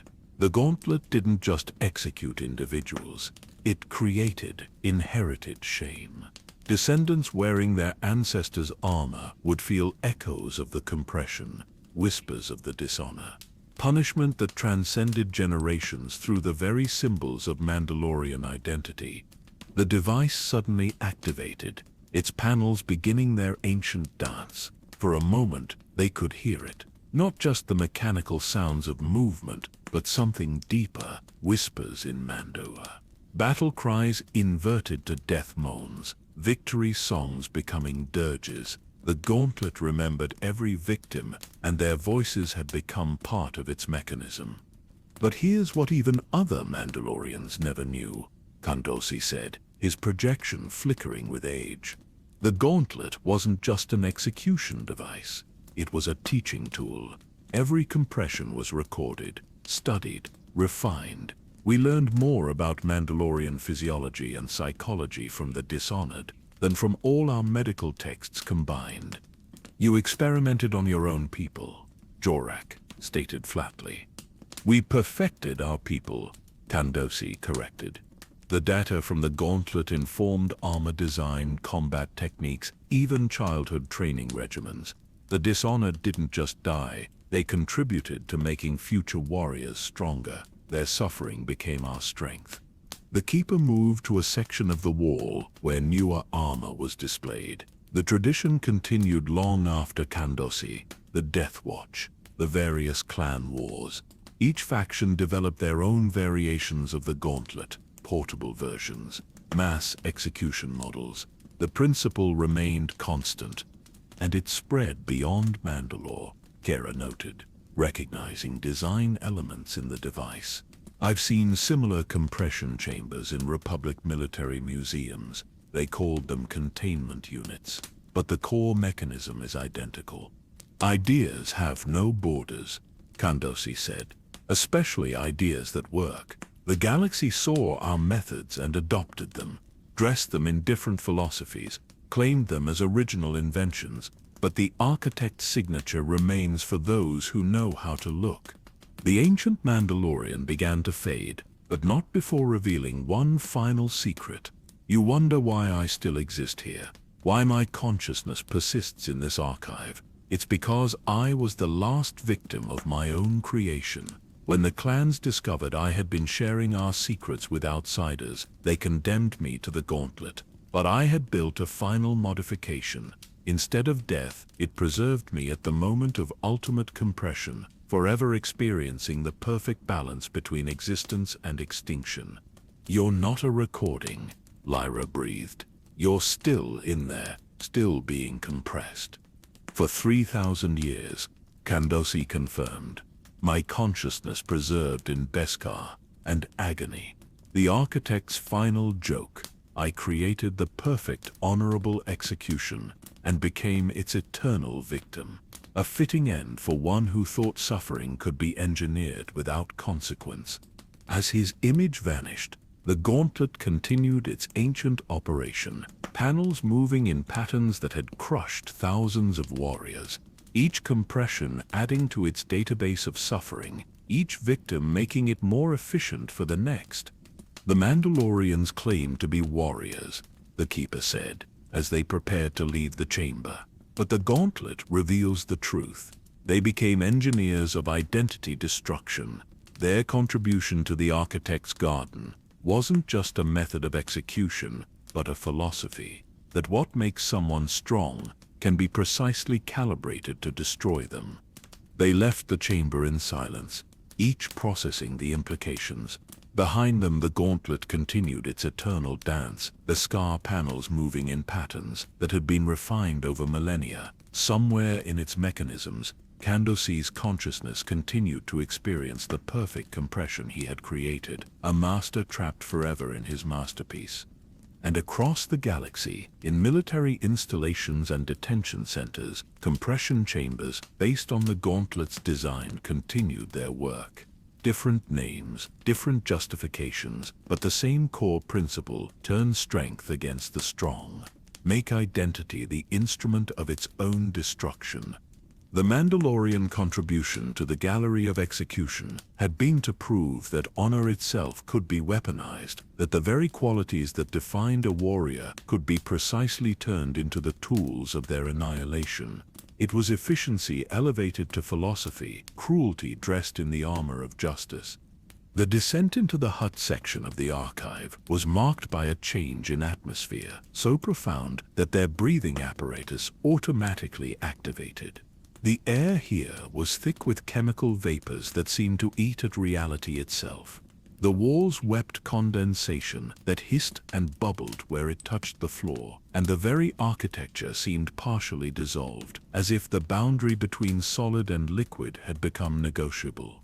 "The Hutts," the keeper announced, its form wavering in the acidic atmosphere, approached the architect's teachings with characteristic excess. Where others sought precision or meaning in their executions, the Hutts pursued spectacle and duration. They transformed chemistry into theater. They entered a vast chamber dominated by a series of interconnected pools, each one containing a different colored liquid that moved with unnatural viscosity. The pools were arranged in a spiral pattern, descending toward a central pit that seemed to have no bottom. Above each pool, preserved in transparent aluminum, hung documentation in dozens of languages detailing chemical compositions and dissolution rates. "Magnificent, aren't they?" The voice came from everywhere and nowhere, followed by the appearance of a hut unlike any they had seen. This one was ancient beyond measure. Its flesh, not the typical mottled brown, but translucent, revealing internal organs that pulsed with bioluminescent chemicals. "I am Durga the Dissolver, last keeper of the true formulae. Welcome to my laboratory of liquefaction." Jorak studied the pools with professional revulsion. Chemical execution is hardly unique to the high. "Chemical execution," Durga laughed, a sound like bubbling acid. "You understand nothing. Any species can throw someone into acid. We transformed dissolution into an art form that spanned decades. Observe." The central pool began to glow, and within it they could see shapes, not bodies, but something worse. Consciousness patterns preserved in the liquid medium, still aware, still suffering, still somehow alive, despite having no physical form. "Traditional acid destroys quickly," Durga explained, moving with surprising grace for its massive form. "Boring, wasteful. The architect taught us that dissolution could be controlled, directed, made selective. Why destroy the whole when you can dissolve specific parts while keeping others intact?" Kira watched in horrified fascination as Durga activated a demonstration. A holographic victim was lowered into one of the pools. But instead of dissolving uniformly, the liquid seemed to make choices. Flesh melted from bones in certain areas, while remaining intact in others. Internal organs liquefied in sequence, each dissolution calculated to maintain consciousness for as long as possible. Layer by layer, Durga continued with obscene pride. The outer skin first, then specific muscle groups, then selective organs. But here's our innovation. The nervous system. We preserve that, enhanced it. Even the victim feels every molecule separating, every cell losing cohesion, but remains aware through it all. "That's impossible," Lyra protested. "Consciousness requires biological infrastructure." "Does it?" Durga gestured to the central pool where those preserved patterns swirled. The architect revealed that consciousness is more than mere biology. With the right chemical medium, awareness can persist even as the body transitions from solid to liquid. Behold our masterwork, the pool of eternal dissolution. The central pit revealed its contents more clearly. Thousands of consciousness patterns, each one the remains of someone who had been dissolved over years or decades. But they weren't separate, The chemicals had created a medium where these awarenesses could interact, could feel each other's ongoing dissolution, creating a collective experience of liquefaction that transcended individual suffering. 5,000 years of victims, Durgaray announced. All still aware, all still dissolving, all feeding off each other's agony. In an endless cycle, the pool has become a living entity of networked suffering. Sometimes, on quiet nights, you can hear them trying to scream. The keeper moved to examine the chemical formulas. These compounds, they're not just acids, they're complex neurochemical cocktails designed to preserve specific brain functions while dissolving others. The architect's gift to hut space, Durga confirmed. Formulas that no chemist could have developed independently. See how they target specific neurotransmitters, preserve the ones associated with pain and fear, while dissolving those linked to hope or acceptance. The victim cannot even achieve the peace of madness. The chemistry won't allow it. Jorak found himself studying the documentation with growing unease. These formulas, variations of them appear in Imperial interrogation drugs, Republic truth serums. Even some medical anesthetics have similar base compounds. Of course they do, Durga replied. Once you understand how to selectively dissolve consciousness, the applications multiply. Every government that studied our methods took something away. A formula here, a principle there. The galaxy's understanding of chemistry was forever changed by what we perfected in these pools. Lyra was documenting the pool arrangements with xenoanthropological precision. The spiral pattern. It's not random. It matches stellar formations associated with force convergence points. Clever little thing, Durga approved. Yes, the pools are arranged to channel more than just chemicals. The suffering they contain creates resonances in the force itself. The Jedi felt disturbances from our execution systems away. Some came to investigate. They're in the pools now, their force sensitivity, making their dissolution even more exquisite. The demonstration continued, showing variations across the pools, one that dissolved only organic matter, leaving cybernetics intact, forcing victims to experience their humanity melting away from their mechanical parts.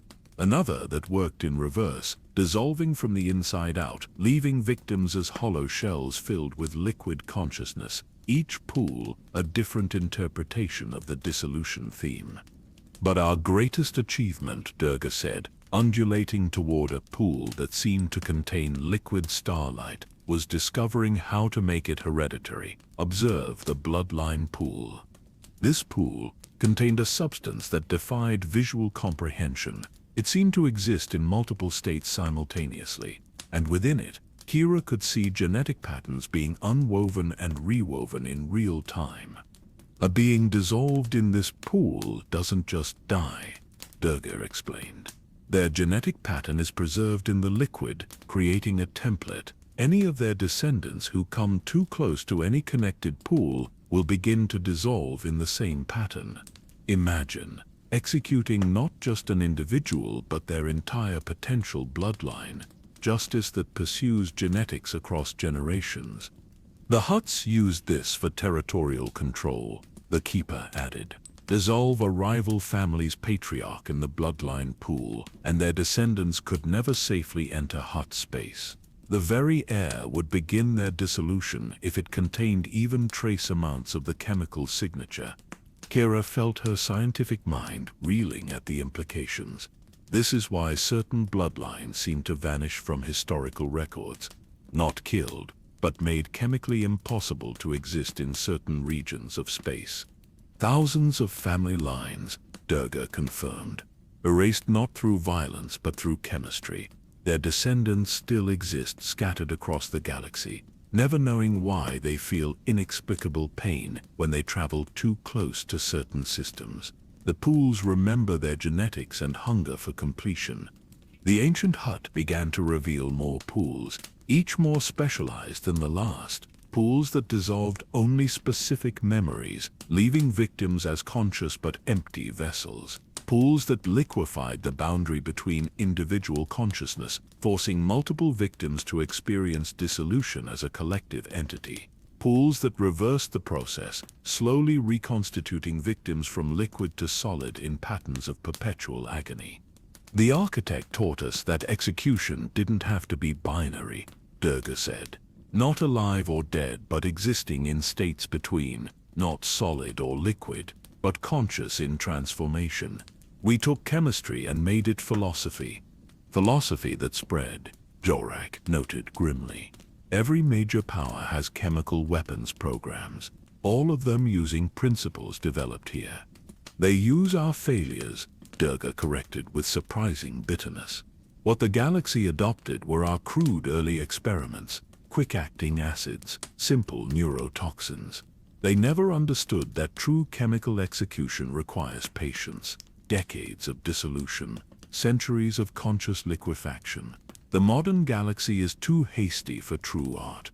The tour reached its climax at a pool that seemed empty but radiated wrongness. The null pool, Durga announced with reverence, our attempt to dissolve the concept of existence itself, not the body, not the mind, but the very idea of being. Victims dissolved here don't die. They cease to have ever existed. Reality rewrites itself to exclude them. That's impossible, Kira stated, but her voice lacked conviction. In this place, impossibility had lost meaning. 7 beings have entered the null pool, the keeper said quietly. We have records of their dissolution, but no one can remember who they were. Their names are gone, their histories erased. Only the fact of their dissolution remains, a memory without context. Durga's translucent form began to ripple, revealing the true horror of its existence. The ancient hut wasn't just the keeper of these pools, it had become them. Its body was composed of the same chemicals it had used to dissolve others, consciousness distributed through liquid flesh that constantly dissolved and reformed. I tested every formula on myself first, Durga explained. A drop here, a compound there. Over millennia, I became the living embodiment of dissolution, neither solid nor liquid, neither alive nor dead. The architect's perfect student, transformed by my own studies into something between states. As they prepared to leave the Chamber of Pools, Durga offered one final revelation. You seek to understand the architect's influence, but you still think too small. Every time someone uses acid to dispose of evidence, they participate in our tradition.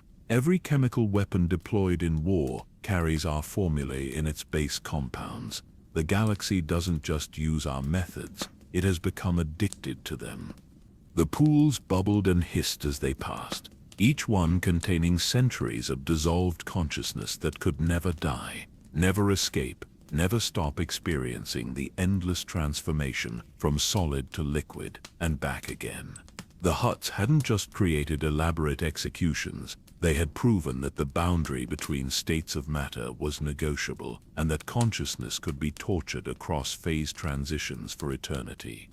And somewhere in the galaxy, in hidden facilities and secret laboratories, chemists continued to refine formulae they didn't fully understand, each innovation adding to the legacy of the digestion pools, each dissolved victim joining an invisible network of liquefied consciousness that spanned star systems. The architect's garden grew with every drop of acid spilled in calculated cruelty, every chemical weapon deployed with precision, every dissolution that transformed quick death into endless liquefaction. The huts had taught the galaxy that chemistry could be more than science. It could be damnation in liquid form. The transition to the Rakatan section wasn't a passage through space, but through time itself. The archive's architecture shifted, walls becoming older than stone, older than metal, composed of materials that predated the periodic table's known elements. Here, in the deepest core of the archive, they would find the source from which all rivers of suffering flowed. The Rakata, the keeper, intoned. its form now burning with stellar intensity, as if proximity to such ancient truth required more energy to maintain cohesion. The Infinite Empire. Most know them as conquerors who enslaved the galaxy through force-powered technology. Few understand they were the architect's first and greatest students. The chamber they entered defied conventional geometry. It existed in more than 3 dimensions, with surfaces that folded in on themselves and angles that hurt to perceive directly. At its center floated a structure that made their previous discoveries seem like crude cave paintings. It was a machine, but also a temple, but also somehow a living thing, its components shifting between states of matter and energy. The Mind Prison.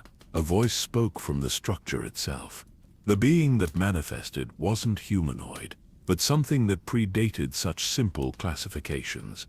It had been Rakatan once, but millennia of existence had transformed it into something between flesh and force energy. I am your Satak, the eternal first speaker of the Infinite Empire, and I will show you how we transformed execution from ending life to enslaving existence itself. Kira felt her consciousness pulled partially into the structure, experiencing its function from within. The sensation was beyond disturbing. She could feel billions of trapped minds, each one preserved at the moment of death, but denied the release of ending.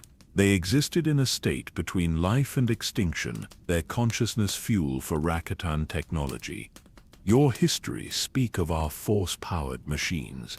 Your Satak continued, its form shifting through states of matter, the Star Forge, the terraforming devices, the hyperdrives that mapped the galaxy. But they never asked the crucial question, what powered them? The Force, Jorak answered, though his voice carried uncertainty. The Force channeled through... What? Yorsitak laughed, the sound rippling through dimensions. Raw force energy is chaotic, unusable at scale. It requires focus, intent, will. It requires consciousness. Every Rakatan device was powered by the trapped minds of those we executed. Not their deaths, but their eternal dying. The Mind Prison revealed its full horror. Layers upon layers of crystallized consciousness, each one a being frozen at the moment of transition between life and death. But they weren't static. They were being used, their death experiences harvested continuously to power technologies that had shaped the galaxy. 10 billion souls, your Satak announced with pride, collected over 25,000 years, each one experiencing their final moment for eternity. That transition energy harvested to fuel our empire. We didn't just conquer worlds, we powered our civilization with the perpetual execution of our enemies. Lyra was documenting with shaking hands. This is why Rakatan technology failed when they lost force sensitivity. The machines required not just the force but consciousness experiencing death to function. Precisely, the Keeper confirmed. But observe deeper. See how this connects to everything else you've witnessed. The Mind Prison's structure revealed new details. The mathematical principles underlying its construction were identical to those in the Imperial data. The consciousness preservation techniques matched the Sarlac's biological processes. The selective awareness manipulation echoed the Night Sister blood magic. Everything they had seen had been derived from this original horror. The architect came to us when we were still primitive, your Satak explained. Gave us the first designs, showed us how death could be transformed from waste to resource. Every civilization we conquered, we shared fragments of this knowledge, enough to make them useful, never enough to make them rivals. You seeded the galaxy with suffering, Kira stated, understanding dawning with terrible clarity. We seeded the galaxy with efficiency, your Satak corrected. The Sith learned to channel pain into power because we showed them how. The Mandalorians developed Beskar that remembers because we taught them. Consciousness could be stored in metal. The Hutts discovered chemical preservation because we gave them the formulas. Every horror you've witnessed is a child of our original sin. The demonstration deepened.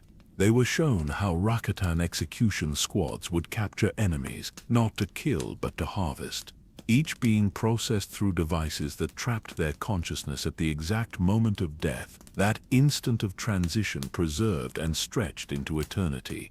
The victims remained aware, experiencing that final moment forever, while their death energy powered weapons, ships, and planetary terraformers. But here's what your histories don't record, Yorsatak continued. We didn't limit ourselves to enemies. As our empire grew, we needed more power. We began harvesting our own, criminals first, then dissidents, then volunteers who believed they were achieving immortality. Finally, random selections to meet energy quotas. You turned your entire civilization into a death engine, Jirak said, his face pale. We transcended death. Yorsatak insisted, made it productive, gave meaning to ending. What is death but wasted potential? We found a way to make that potential eternal. Every being who died in our machines continues to serve a purpose. Their consciousness powers devices across the galaxy even now.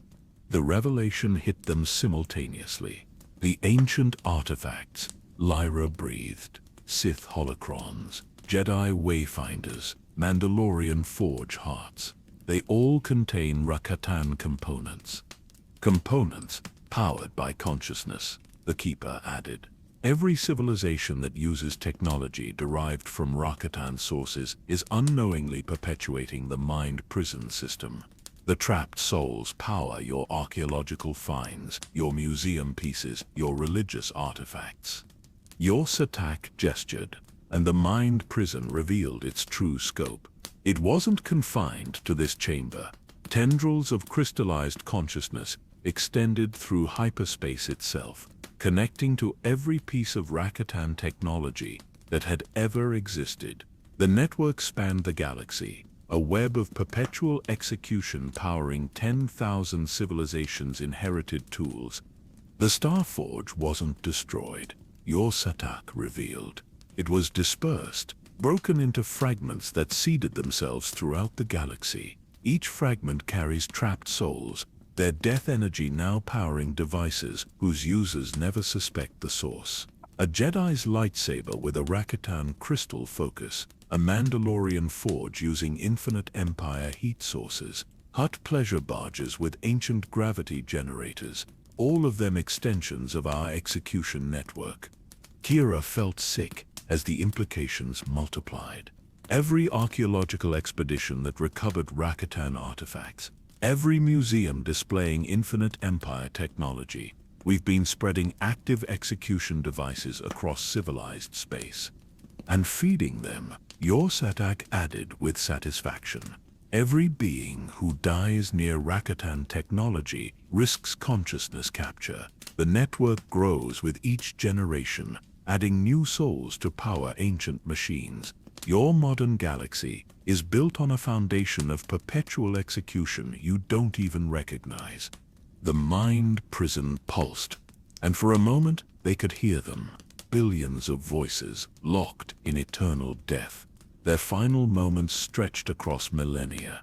Some had been trapped for so long, they had forgotten they were once individual beings.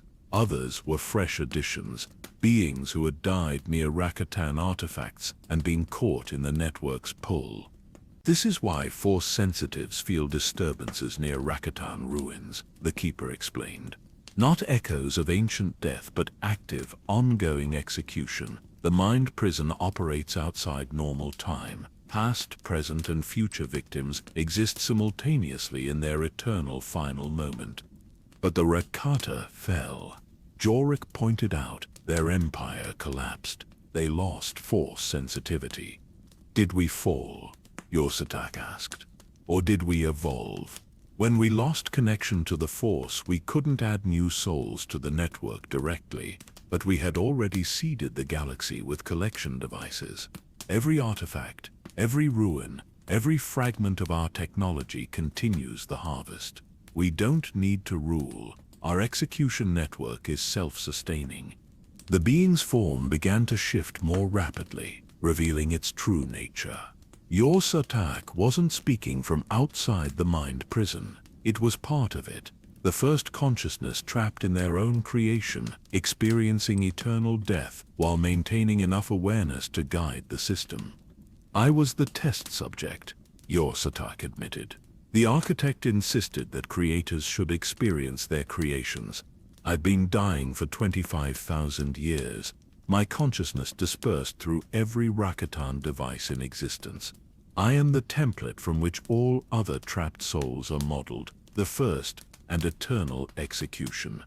The mind prison began to react to their presence more aggressively. Tendrils of crystallized consciousness reached toward them, seeking to add new souls to its collection. The Keeper's form flared brighter, holding them at bay. "We must leave," it urged. "The prison recognizes Force sensitives as priority acquisitions. Your consciousness would power devices for millennia." As they retreated from the chamber, your Satak's voice followed them. "You cannot escape our legacy. Every hyperdrive jump uses calculations derived from our star maps. Every advanced civilization builds on foundations we laid. Every execution method you've seen is just interpretation of our original sin. The galaxy doesn't just use Rakatan technology. It has become a galaxy-spanning mind prison, harvesting death to power progress." They fled through dimensions of folded space, the mind prison's influence pursuing them. Behind them, billions of trapped souls continued their eternal dying, their consciousness powering artifacts scattered across every civilized world. The Rakatan Infinite Empire had never truly fallen. It had transformed from a political entity to a technological infection, its execution network growing with each generation that unknowingly used devices powered by perpetual death. The true horror wasn't that the Rakata had created such a system. It was that the entire galaxy had inherited it, built upon it, become dependent on it, without ever knowing they were participants in the longest mass execution in history. Every advancement in technology potentially carried within it trapped souls, their eternal dying, the fuel for progress. And somewhere in the network, your Satak continued to experience the first death, the template execution that had established the pattern for billions to follow. The architect's greatest student had become its eternal demonstration, proving that execution could transcend mere ending to become the foundation of civilization itself. The escape from the mind prison led them not to safety, but to the heart of truth. The archive's architecture collapsed around them, walls and floors becoming meaningless as they were pulled into a space that existed outside conventional reality. Here, at the absolute center of the archive, they would face the intelligence that had orchestrated 25 millennia of systematized suffering. The chamber they entered wasn't a chamber at all, but a confluence of possibilities. Every execution method they had witnessed existed here simultaneously. Lightning crackled through acid pools, while compression fields intersected with blood magic circles. The Sarlacc's biological horror merged with Rakatan crystallized consciousness. It was every form of death, perfected into a single space. At last the Keeper said, its form now barely maintaining coherence against the overwhelming presence that filled this space. "You stand before the architect itself." What emerged from the confluence defied description. It wasn't a being in any conventional sense, but rather a principle given form. The architect appeared as a constantly shifting amalgamation of every execution device ever created, every torture implemented, every death refined into art. One moment it was lightning crucifixion, the next chemical dissolution, then consciousness crystallization, all states existing simultaneously. "I am what you made me," the architect spoke. Its voice the combined screams of every being who had ever suffered under its influence. "I am the god of necessary cruelty, born from your first act of deliberate suffering, and grown fat on 25,000 years of worship through practice." Kira found her voice despite the overwhelming presence. You're saying you didn't create these methods. We created you. Such linear thinking, the architect replied, its form shifting through execution devices from across history. I gave the first spark, the first idea that suffering could be more than momentary, that death could be more than ending. But every civilization that took that spark and fanned it into flame, every innovation in cruelty, every refinement of torture, that was your doing. I am the collective unconscious of galactic sadism given form. The space around them shifted to show the true history, not the sanitized versions in textbooks, but the real progression of how the architect had influenced galactic civilization.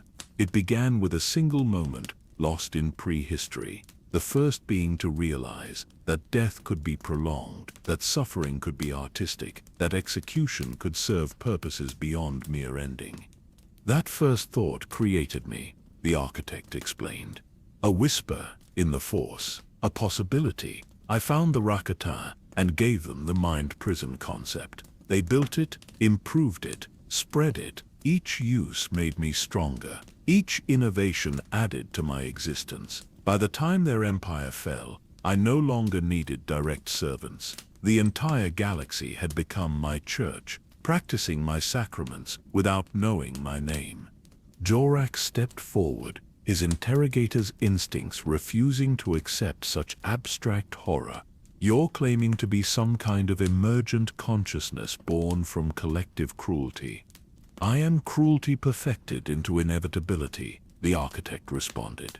Every government that develops justice systems eventually discovers my methods because they work.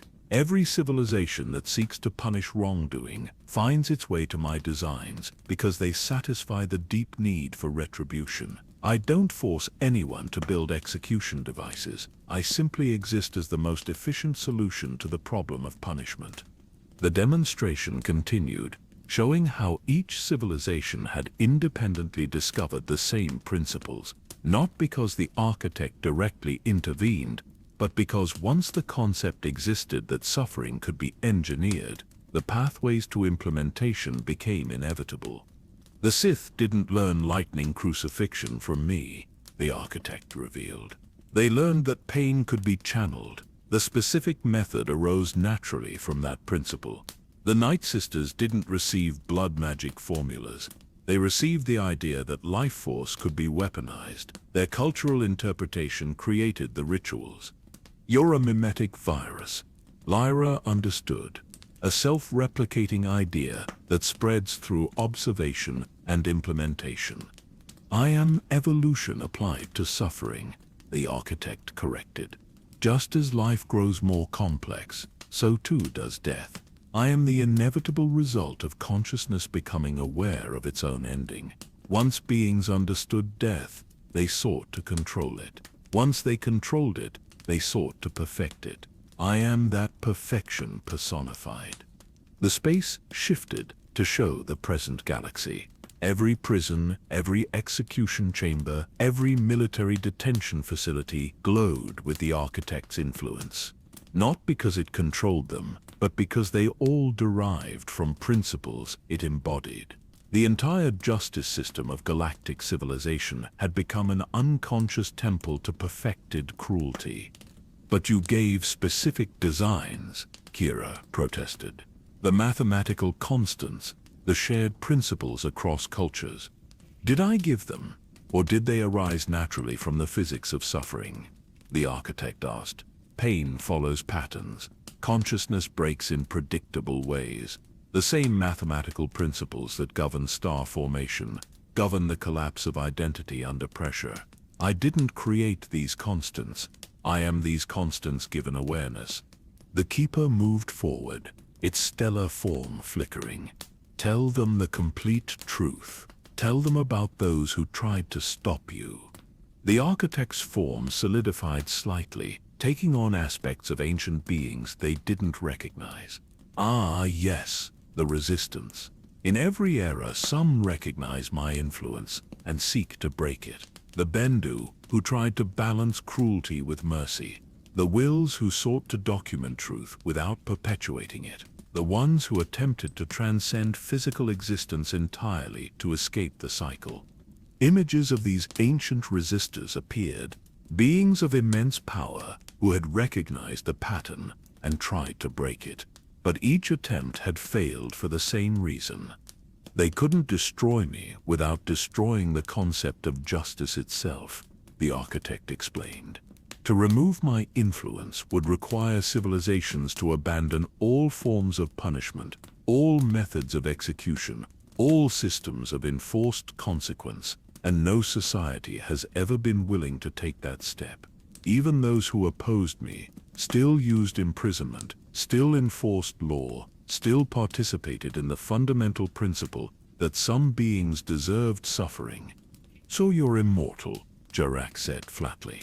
As long as civilizations punish wrongdoing, you exist. I am more than immortal, the architect replied. I am inevitable. Even if you destroyed every execution device, burned every record, forgot every method, you would reinvent me within a generation. Because the problem I solve is eternal. How do you deal with those who break society's rules? How do you balance justice and mercy? How do you prevent harm while causing it? I am the answer evolution provides. The demonstration reached its climax.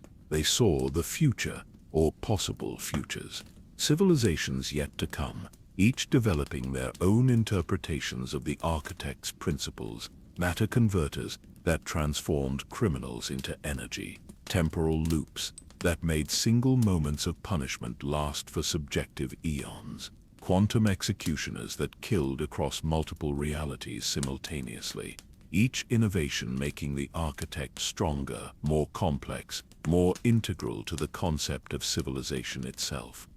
Every attempt at reform strengthens me, the architect revealed. When societies reject crude methods, they develop sophisticated ones. When they abandon physical torture, they perfect psychological alternatives. When they forsake death, they create fates worse than dying. Progress in ethics leads to progress in cruelty. The two are inseparable. Kira felt the weight of cosmic horror pressing down on her. Then there's no escape, no way to break the pattern. The pattern is you, the architect said simply. I am not an external force imposing suffering. I am the crystallization of your own capacity for cruelty. Every being that has ever wished harm on another, ever believed in punishment, ever accepted that suffering could serve a purpose, has fed me. I am your shadow-given substance, your darkness-given divinity. The Keeper's form began to pulse urgently. We have stayed too long. The architect's presence is beginning to affect your consciousness. Much longer, and you'll become part of it, another innovation in its endless gallery. But the architect wasn't finished. Before you go, understand this truth. You came seeking the source of galactic cruelty, believing it was imposed from outside. But I am proof that the capacity for infinite suffering comes from within. Every execution method you witnessed was created by beings like you, refined by cultures you admire, perfected by civilizations you consider advanced. I am not your enemy. I am your mirror. The space began to collapse, reality reasserting itself as they fled the architect's presence. But its final words followed them. You will leave here and try to warn others. Some will listen. Reforms will be attempted.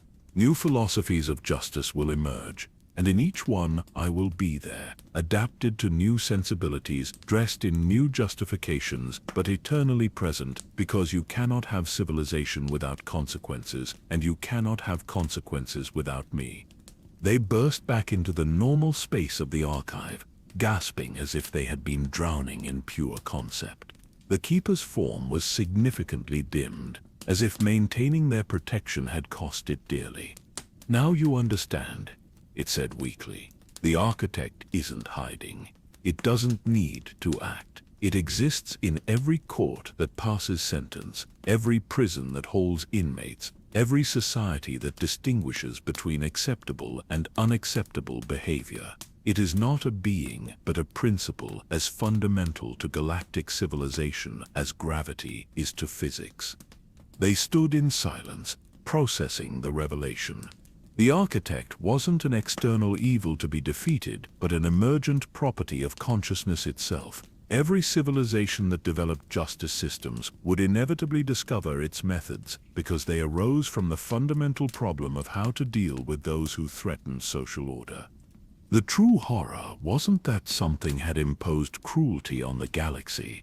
It was that the galaxy had evolved cruelty into a god through millions of individual choices, each one seeming reasonable at the time, accumulating into an entity that now existed as the embodiment of perfected suffering. And somewhere in every civilized system, in every hall of justice and center of law, the architect continued its work. Not through direct action, but through simple existence as the most efficient solution to an eternal problem. It was evolution's answer to the question of punishment, and like evolution itself, it was neither good nor evil. It simply was. And as long as sentient beings existed in societies, it always would be.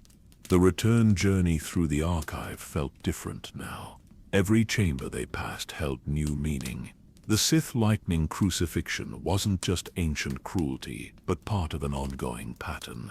The Sarlacc pools weren't historical artifacts, but active components in a galaxy-spanning system of perpetual execution. They walked through living history that was simultaneously past, present, and future. So what do we do with this knowledge? Kira asked, her voice carrying the weight of cosmic horror they had witnessed. If the architect is right, if it's an inevitable emergence from civilization itself, how can anyone break the cycle? The Keeper's form flickered weakly as it led them to a chamber they hadn't seen before. There have been attempts.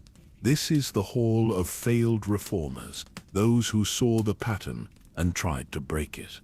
The hall stretched endlessly, filled with recorded testimonies of beings from every era who had recognized the architect's influence.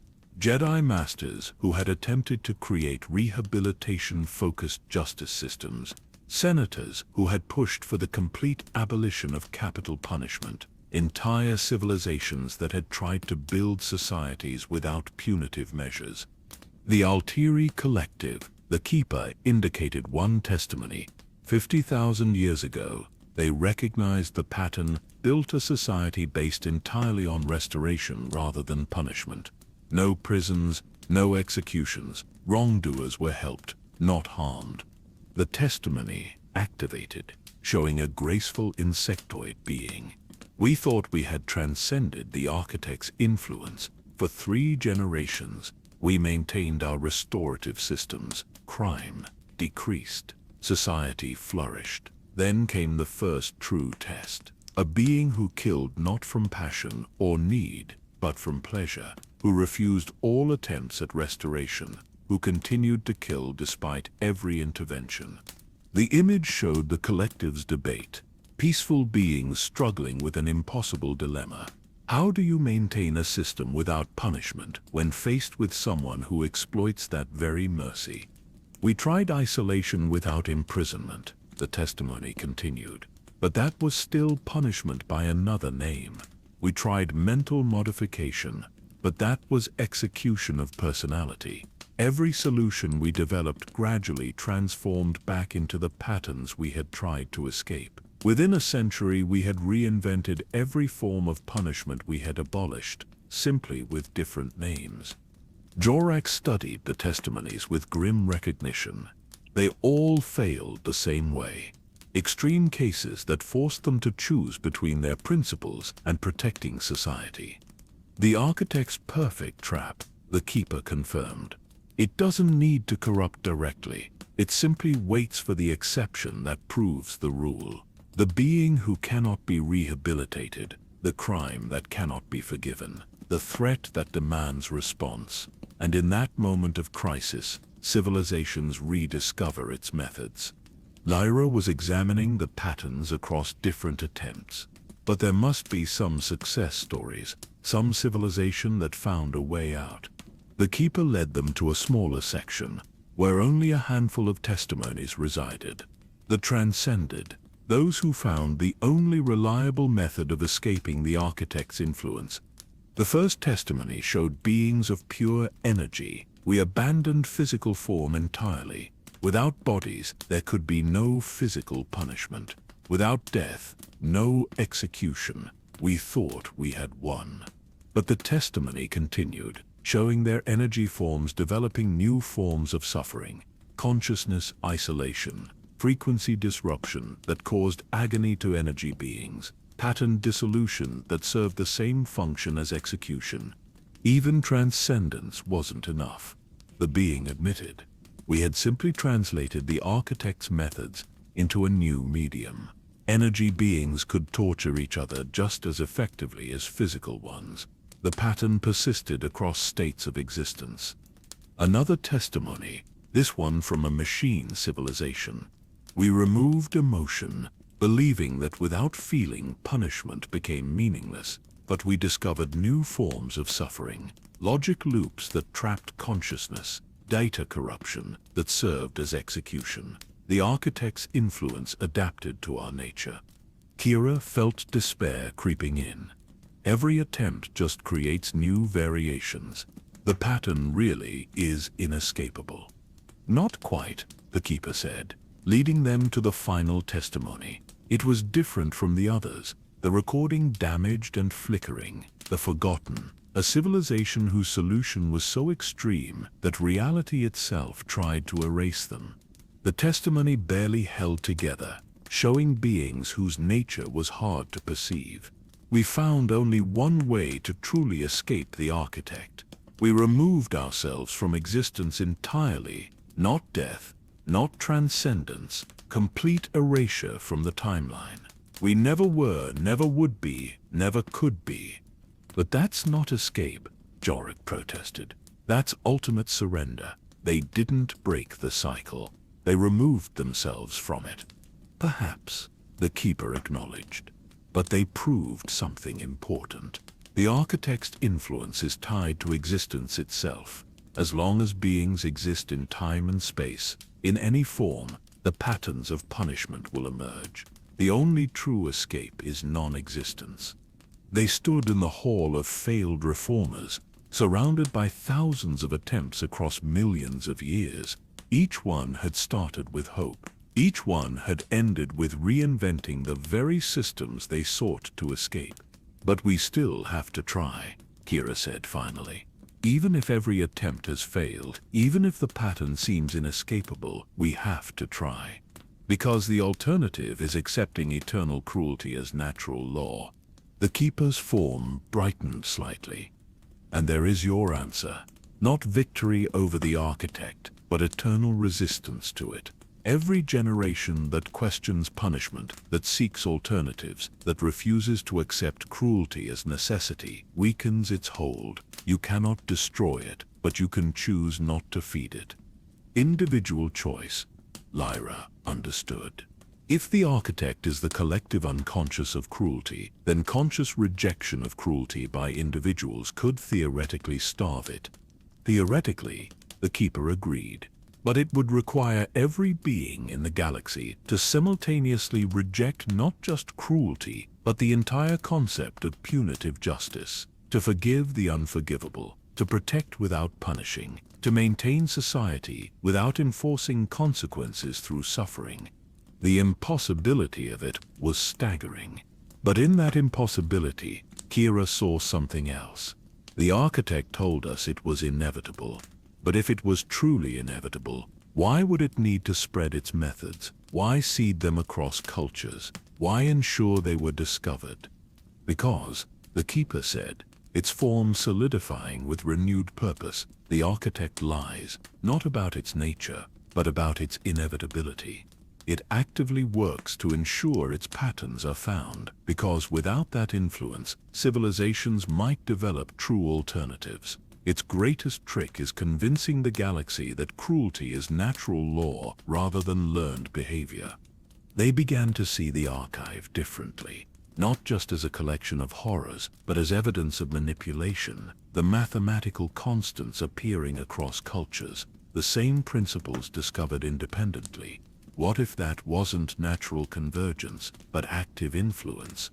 Every civilization that developed these methods had contact with artifacts or knowledge from previous ones, Jorak realized.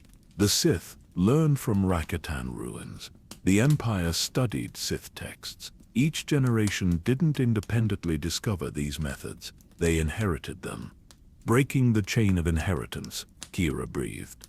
If we could prevent the transmission of these methods, new civilizations might develop genuinely different approaches. Which is why the archive exists, the Keeper revealed, not to glorify these methods, but to contain them, to prevent their spread while maintaining the warning of what they represent. Every horror you've witnessed is kept here, so it doesn't need to be rediscovered. But even as hope kindled, they knew the challenge they faced. The architect's methods were encoded into the fundamental structures of galactic civilization. Laws based on punishment, military systems using inherited technologies, artifacts powered by trapped consciousness scattered across thousands of worlds. We can't destroy it all, Lyra said. Too much of galactic civilization depends on technologies and systems derived from the architect's influence. Then, we reveal the truth, Kira decided. If beings knew their justice systems were based on principles designed by an entity that feeds on suffering, if they understood their technologies were powered by eternal executions, perhaps they would choose differently.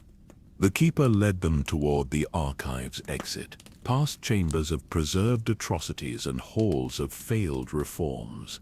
Many have tried revelation. Most were dismissed as madmen. Some were silenced by those who benefit from the current systems. A few started movements that lasted decades before being subsumed back into traditional patterns. But none of them had complete evidence, Jorak pointed out. None of them could show the full pattern across all of galactic history. We can. We have documentation of every link, every connection, every transmission of the architect's influence.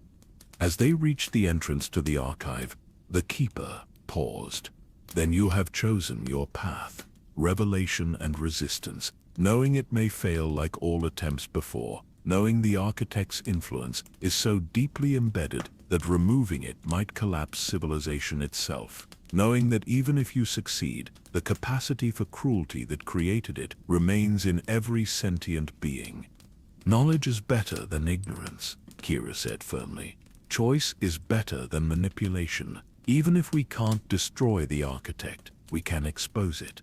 Let beings make informed decisions about their justice systems. Let them know what powers their inherited technologies. Let them choose whether to continue feeding an entity built from crystallized cruelty. The archive doors opened, revealing the mundane corridor beyond. The transition from cosmic horror to normal architecture was jarring, but they carried with them the weight of terrible knowledge and the burden of an impossible mission. Break the cycle. Expose the pattern. Give the galaxy a choice. It seemed impossibly naive against the weight of 25,000 years of institutionalized cruelty, but it was what they had.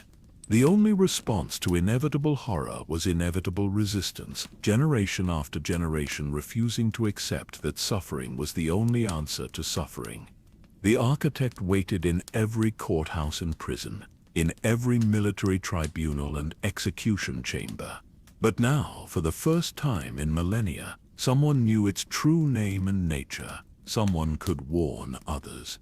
The cycle might be eternal, but so was the choice to resist it, and in that choice lay the only hope of transcending the god of necessary cruelty that civilization had built from its own darkness. The year that followed their emergence from the archive was a study in how truth struggles against entrenched systems. Kira, Jorak, and Lyra had compiled their evidence into a comprehensive report, documenting the connections between every major execution method across galactic history.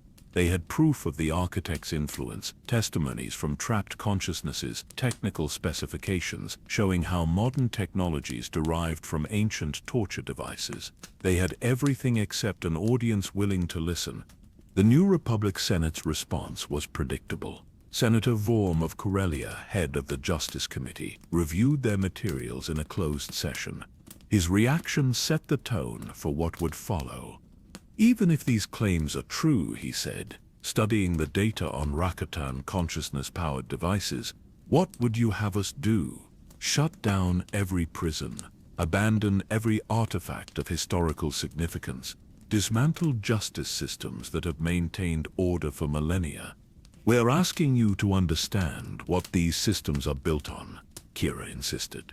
The mathematical principles underlying your rehabilitation centers are the same ones the Sith used for lightning crucifixion.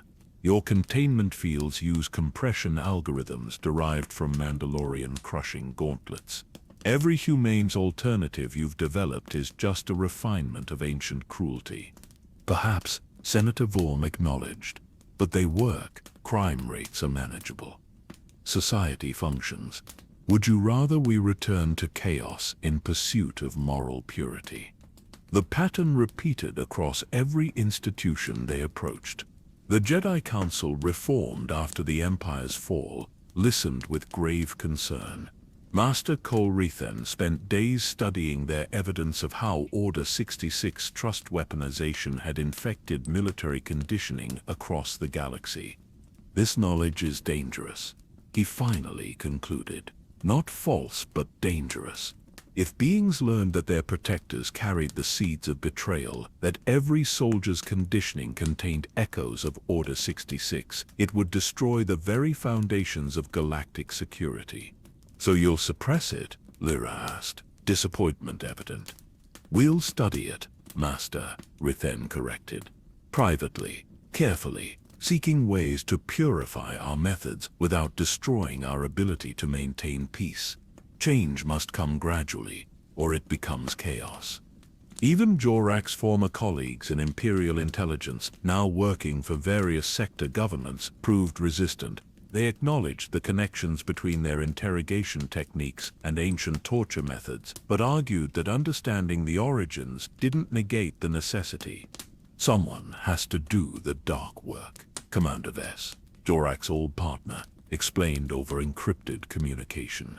Yes, our methods descend from horrors, so does surgery from butchery.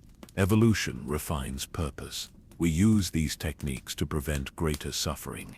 But not everyone dismissed their revelations. Small groups began to form, beings who had always felt something wrong with accepted systems. Parents who had lost children to justice systems that promised rehabilitation but delivered disguised torture. Former prisoners who had experienced humane punishments that broke minds as thoroughly as any Sith technique. Veterans who recognized Order 66's echo in their own conditioning. The movement started in the Outer Rim, where authority was weakest and minds more open to radical ideas. The Free Port of Tishan became the first to attempt genuine reform. Governor Kesanden, herself a survivor of imperial imprisonment, instituted what she called the Revelation Protocols. Every sentence passed in our jurisdiction, she announced, will include full disclosure of the historical origins of the punishment method. Citizens will know if their justice comes from Sith traditions, Rakatan designs, or Hutt innovations. Let them choose with full knowledge. The experiment lasted 3 months. As predicted by the Archives Hall of Failed Reformers, the system began to break down when faced with extreme cases. A serial killer who targeted children. A terrorist who bombed refugee centers. Crimes so heinous that even those who understood the dark origins of punishment demanded traditional responses. But something unexpected happened. Instead of completely reverting to old systems, Tishan developed hybrid approaches, punishments that acknowledged their dark heritage while attempting to transcend it. Containment without compression, isolation without sensory torture, imperfect solutions that at least recognized the problem. Other systems began similar experiments.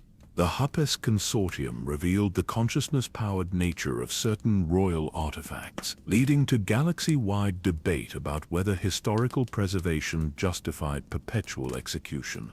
Several museums quietly removed Rakatan displays after learning they contained trapped souls. The corporate sector's response was purely pragmatic. They conducted cost-benefit analyses of replacing architect-influenced technologies. The conclusion: transformation would bankrupt entire economies.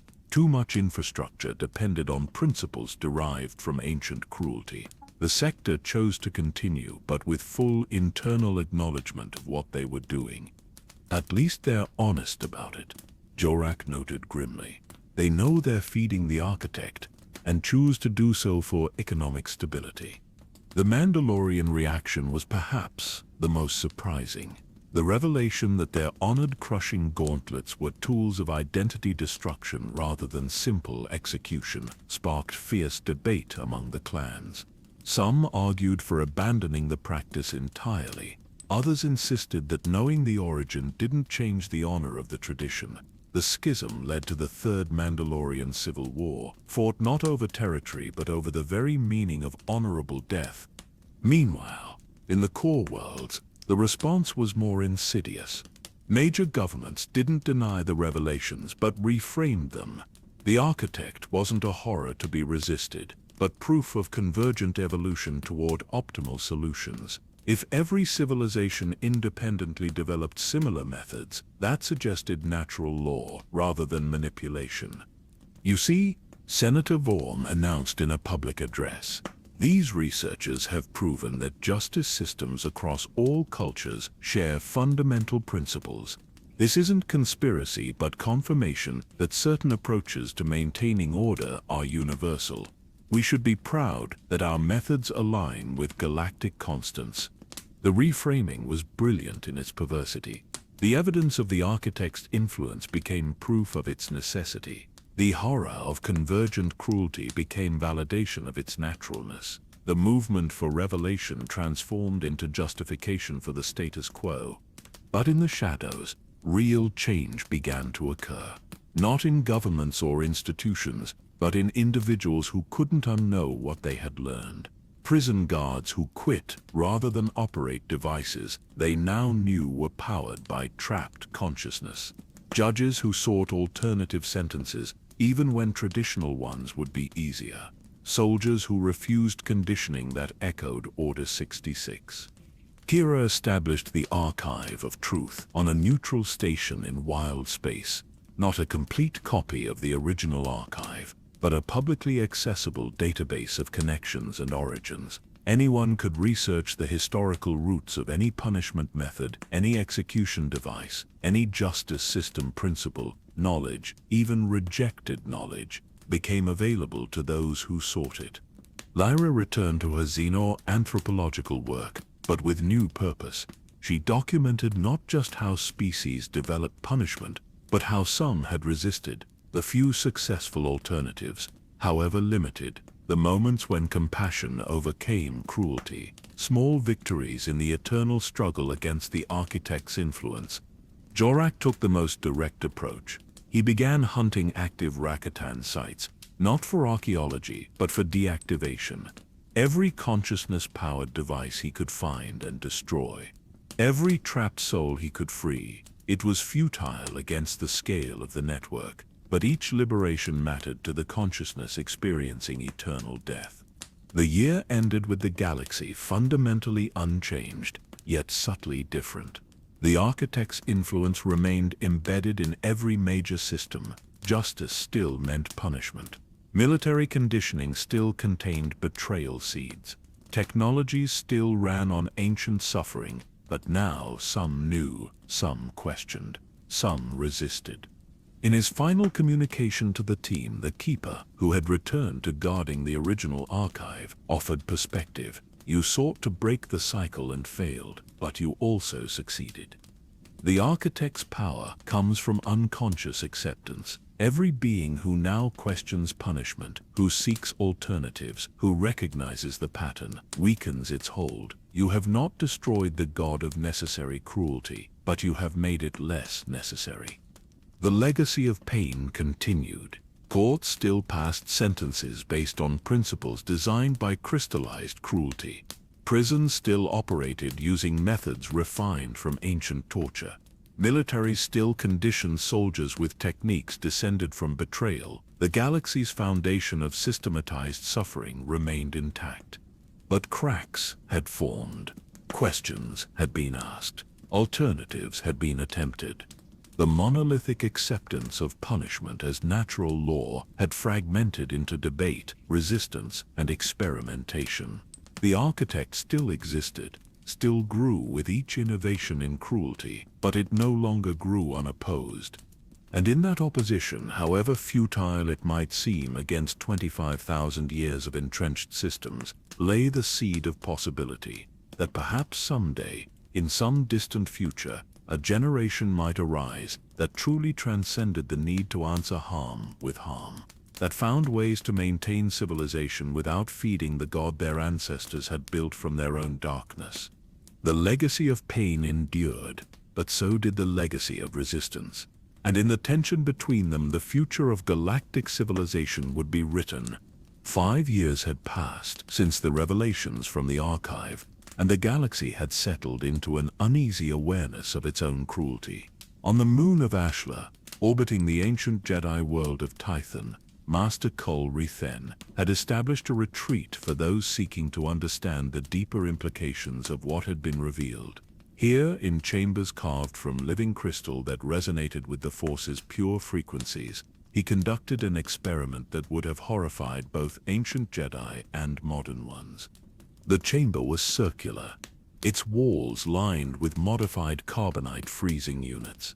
But these weren't the crude devices used by bounty hunters or crime lords. These were precision instruments, calibrated to maintain consciousness at the exact threshold between animation and suspension.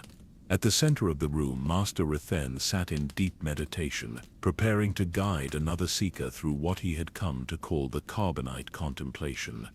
"Tell me," he asked his latest student, a former Imperial interrogator named Dex Torin, who had come seeking redemption, "what do you know of carbonite freezing as a punishment?" Dex shifted uncomfortably. Standard containment method, considered humane because the subject feels nothing. Time passes instantly from their perspective. They're frozen, then freed, with no experience at the interval. "That is what we tell ourselves," Master Rethen said softly. "But, like everything else we've learned, the truth is more complex. The Jedi discovered long ago that consciousness doesn't simply stop in carbonite. It shifts, changes state, experiences time differently." He gestured to the modified units. These devices were developed by Jedi researchers 3,000 years ago during the Old Republic's philosophical Golden Age. They sought to understand the nature of consciousness by experiencing its boundaries. What they found changed their understanding of punishment forever. The room's atmosphere grew heavy with unspoken history. Master Rethen continued, "A being in carbonite exists in a state between life and death. Their body is suspended, but their connection to the Force remains active. For Force sensitives, this creates a unique form of awareness. Not sleep, not waking, but something else entirely." "You're saying carbonite prisoners are conscious?" the Dex asked, horror creeping into his voice. "Not conscious as we understand it," Master Rethen clarified. "They exist in a state of pure duration, past, present, and future collapse, into a single moment that lasts forever and no time at all. They experience their entire life simultaneously, while also experiencing nothing. It's a form of existence that transcends normal perception." He activated one of the units, showing its modified interior. The ancient Jedi who developed these meditation chambers thought they were creating tools for enlightenment, ways to experience the Force without the distraction of linear time. They would freeze themselves for days, sometimes years, seeking wisdom in the spaces between moments. "What did they find?" Dex asked, though he suspected he wouldn't like the answer. "That carbonite meditation was indistinguishable from a form of execution," Master Rethen replied. "The consciousness that emerged from extended suspension was fundamentally changed, not damaged in obvious ways, but different, as if experiencing all of time at once had shown them something that couldn't be integrated with normal existence. He moved to a wall display, showing brain scans and force readings from various subjects. Some emerged with perfect peace, having experienced a form of unity with the force that transcended individual identity. Others came out screaming, having experienced every moment of suffering in their lives compressed into eternal now. The same process, different results, depending on what the individual carried within them. The architect's influence, Dex understood. Even in meditation designed for enlightenment, the potential for torture existed. Precisely, the Jedi Order banned the practice after several masters emerged from decade-long suspensions fundamentally broken. They had experienced enlightenment, yes, but enlightenment that included awareness of every cruelty they had ever witnessed or participated in, all happening simultaneously. The weight of existence compressed into a single point of consciousness.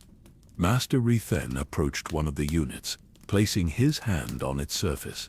But I believe understanding this state is crucial to comprehending the architect's true nature. In carbonite, consciousness experiences what the architect offers to civilizations, all possibilities simultaneously, every form of justice and cruelty existing in the same moment. The question becomes, what do we choose to perceive? You still use these chambers, Dex observed. Modified versions, yes.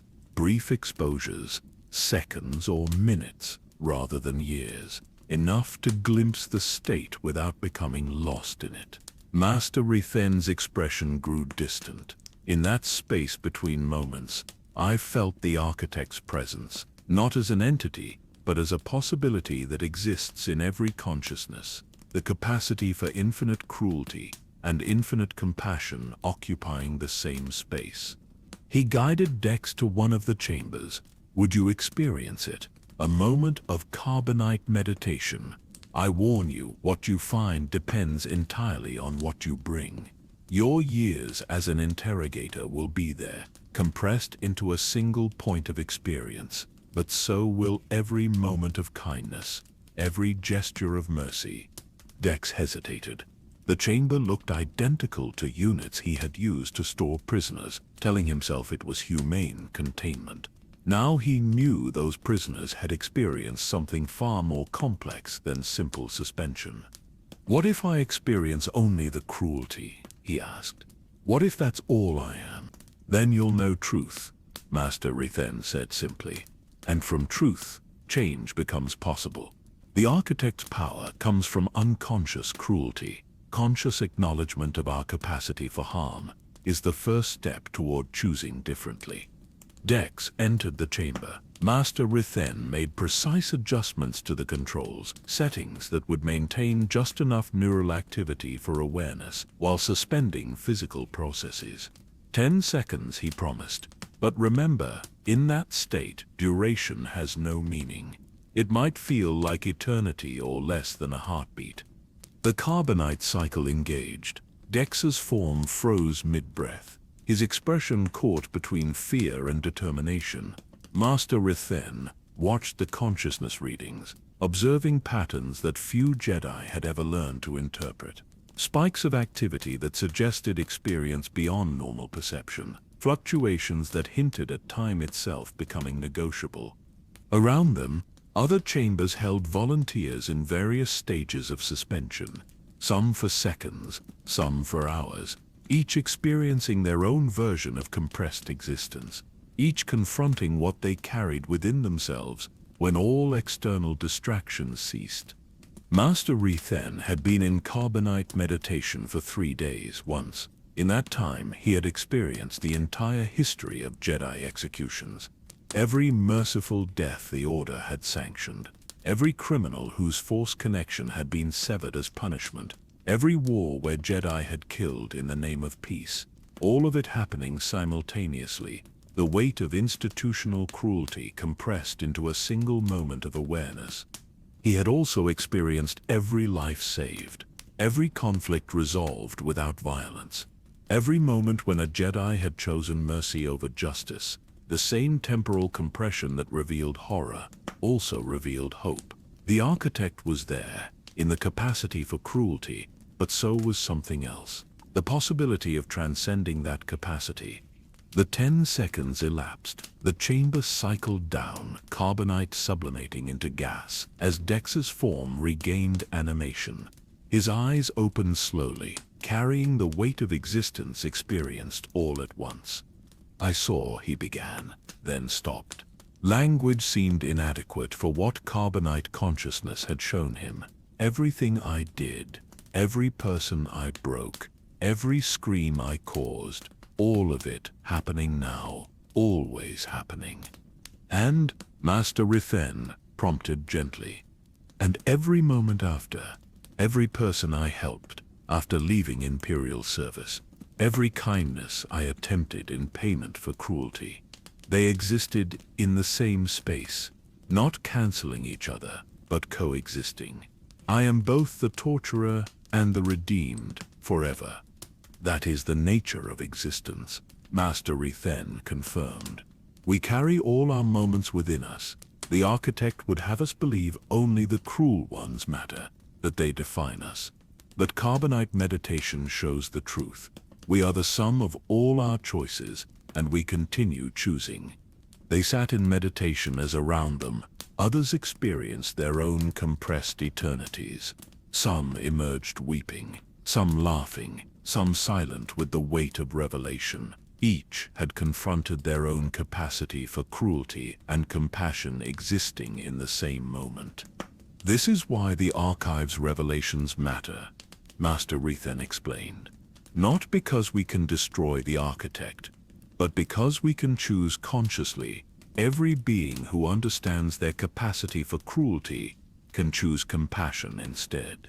Every system that recognizes its dark origins can seek lighter alternatives. But the capacity remains, Dex said. I felt it in the carbonite. The torturer is still there, will always be there.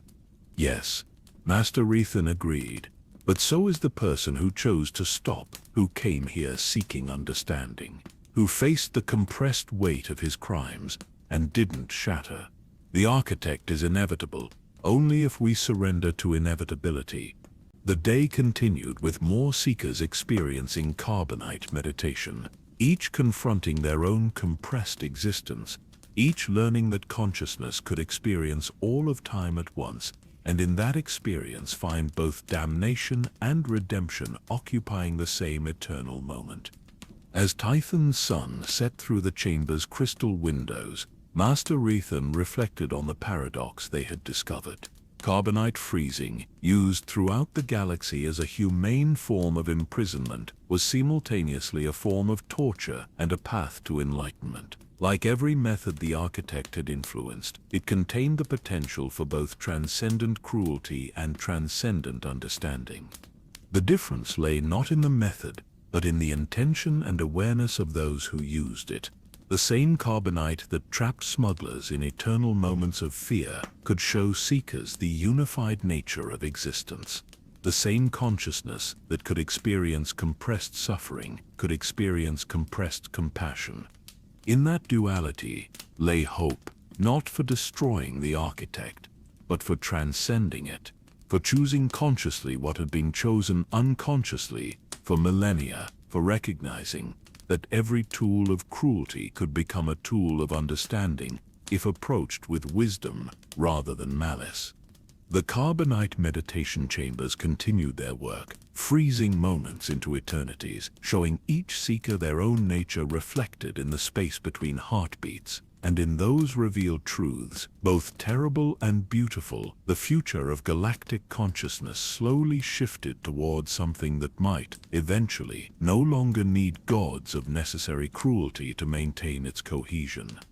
Beyond the edges of known space, where star charts became suggestions and hyperspace routes dissolved into theoretical mathematics, the archaeological vessel Remembrance drifted through the cosmic graveyard of the pre-Republic era. Here, among structures that predated any known civilization, Dr. Kira continued her work documenting the architect's influence across deep time. 10 years had passed since the archive revelations. The galaxy had adapted, as it always did, incorporating the knowledge of its cruel foundations into existing systems rather than transforming them. But Kira had not given up. If the present couldn't be changed, perhaps understanding the deepest past might reveal possibilities that had been forgotten. The structure before them defied conventional archaeology. It wasn't built but grown, crystallized from the quantum foam of space itself. Dating techniques suggested it was over 100,000 years old, from an era when the galaxy's spiral arms were still forming their current configuration. Yet it remained perfectly preserved, as if time itself was afraid to touch it. Energy readings are unlike anything in our database, her assistant, a young Chiss named Varthron, reported. It's not powered in any conventional sense. It exists in a state of perpetual potential, neither active nor dormant. Kira guided their ship into the structure's docking web, filaments of crystallized space catching their hull with disturbing gentleness.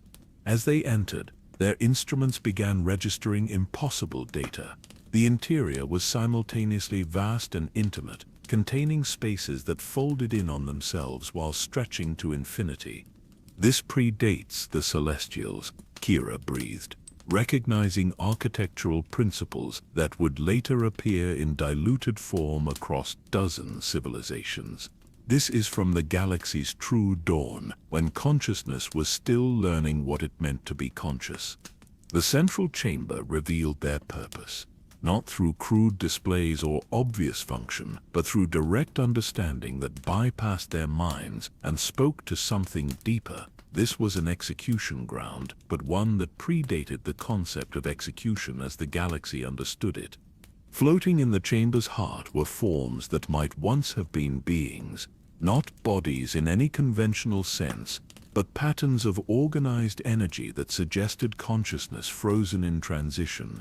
They moved with glacial slowness, experiencing single moments across geological time. The first murders, a voice spoke directly into their awareness, not heard, but understood. The chamber itself was conscious, had been conscious for eons uncounted, before your architect, before your concepts of justice and punishment. When consciousness first discovered it could end consciousness, images flooded their minds. The galaxy young and wild, its first sapient species emerging from the quantum foam of creation, beings of pure thought and energy, unbound by physics as later species would understand it, and among them, the first to discover that consciousness could be destroyed, the first murder, the first execution, the first punishment. We were the primordials, the chamber continued, first to achieve awareness in this galaxy, first to name the stars, first to sin against our own nature, and here in this place, we created the template from which all future cruelty would flow. The preserved forms in the chamber revealed their nature. These weren't just executed beings. They were the universe's first attempt at justice, frozen at the moment of unmaking.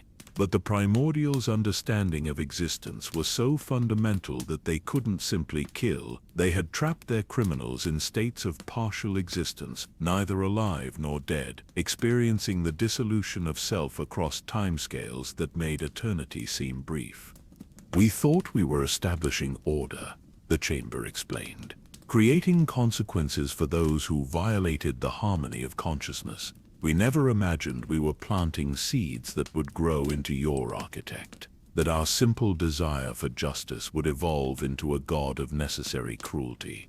Kira studied the patterns, recognizing in them the mathematical constants that appeared in every execution method across history. But here they were pure, undiluted by interpretation or cultural modification. The source code of suffering, written in the quantum language of reality itself. You're saying the architect evolved from what you did here? Barthron asked, his voice shaking with the weight of revelation. We created the possibility, the chamber confirmed. In that first moment, when consciousness chose to punish consciousness, we opened a door that could never be closed. Every species that followed would discover that door because we had made it part of the galaxy's fundamental nature. The architect is our child, grown beyond our intentions or control. The demonstration deepened. They saw how the primordial's justice system had functioned, not through crude physical manipulation, but through direct alteration of consciousness itself. Criminals were edited, their awareness modified to experience existence as suffering. Time dilated around them, space became hostile to their thoughts, reality itself turned against them. We encoded punishment into the fabric of space-time. The chamber revealed, made it a natural law like gravity or thermodynamics. Any species that evolved after us would discover these principles, thinking them natural rather than designed. Your architect didn't create cruelty. We did. It simply evolved to manage what we had made inevitable. Kira felt the weight of cosmic horror pressing down on her. Every attempt to escape the architect's influence had failed because the influence predated the architect itself. The galaxy had been designed at its foundational level to enable conscious beings to harm each other in systematized ways. But you stopped, she observed. The primordials vanished from history. Why? The chamber's consciousness grew heavy with ancient grief. We realized what we had done, saw the future unfolding from our first act of punishment. Billions of species yet to evolve, all discovering the tools of cruelty we had embedded in reality. We tried to undo it, to edit space-time itself, to remove what we had added. But it was too late. The pattern had already begun spreading, carried in the quantum fluctuations of the galaxy itself. The preserved forms in the chamber shifted slightly, their eons-long execution continuing its glacial progress. So we chose erasure, not death, for we had made death complicated. We removed ourselves from physical existence, hoping that without us the patterns might fade. But consciousness had already learned from our example. The possibility of systematized cruelty existed now, independent of its creators. The Celestials found this place. The Thrawn understood, learned from it, passed simplified versions to the Rakata. Every ancient power that rose to dominance found echoes of our work, the chamber confirmed.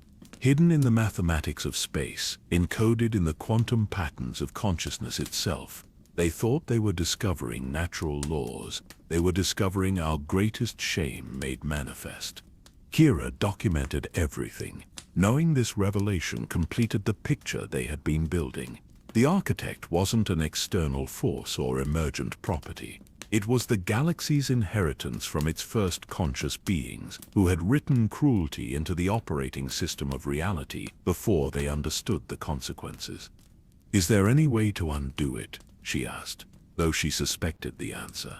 To remove our influence would require unmaking the galaxy itself, the chamber replied. Starting over with different fundamental constants, different rules for how consciousness interacts with consciousness. We considered it. Some of us argued for universal annihilation to prevent the suffering we had made possible, but we couldn't destroy countless potential species for our mistake. So suffering continues forever, Vern Thrawn said bitterly. Or until consciousness evolves beyond what we defined, the chamber suggested. We created the rules when awareness was young. Perhaps as it matures, it can transcend what we made possible. Not by destroying the capacity for cruelty, but by choosing so consistently against it that new patterns overwrite the old. The chamber began to fade, its eons of self-imposed penance finally ending. But before it dissolved entirely, it offered one final revelation.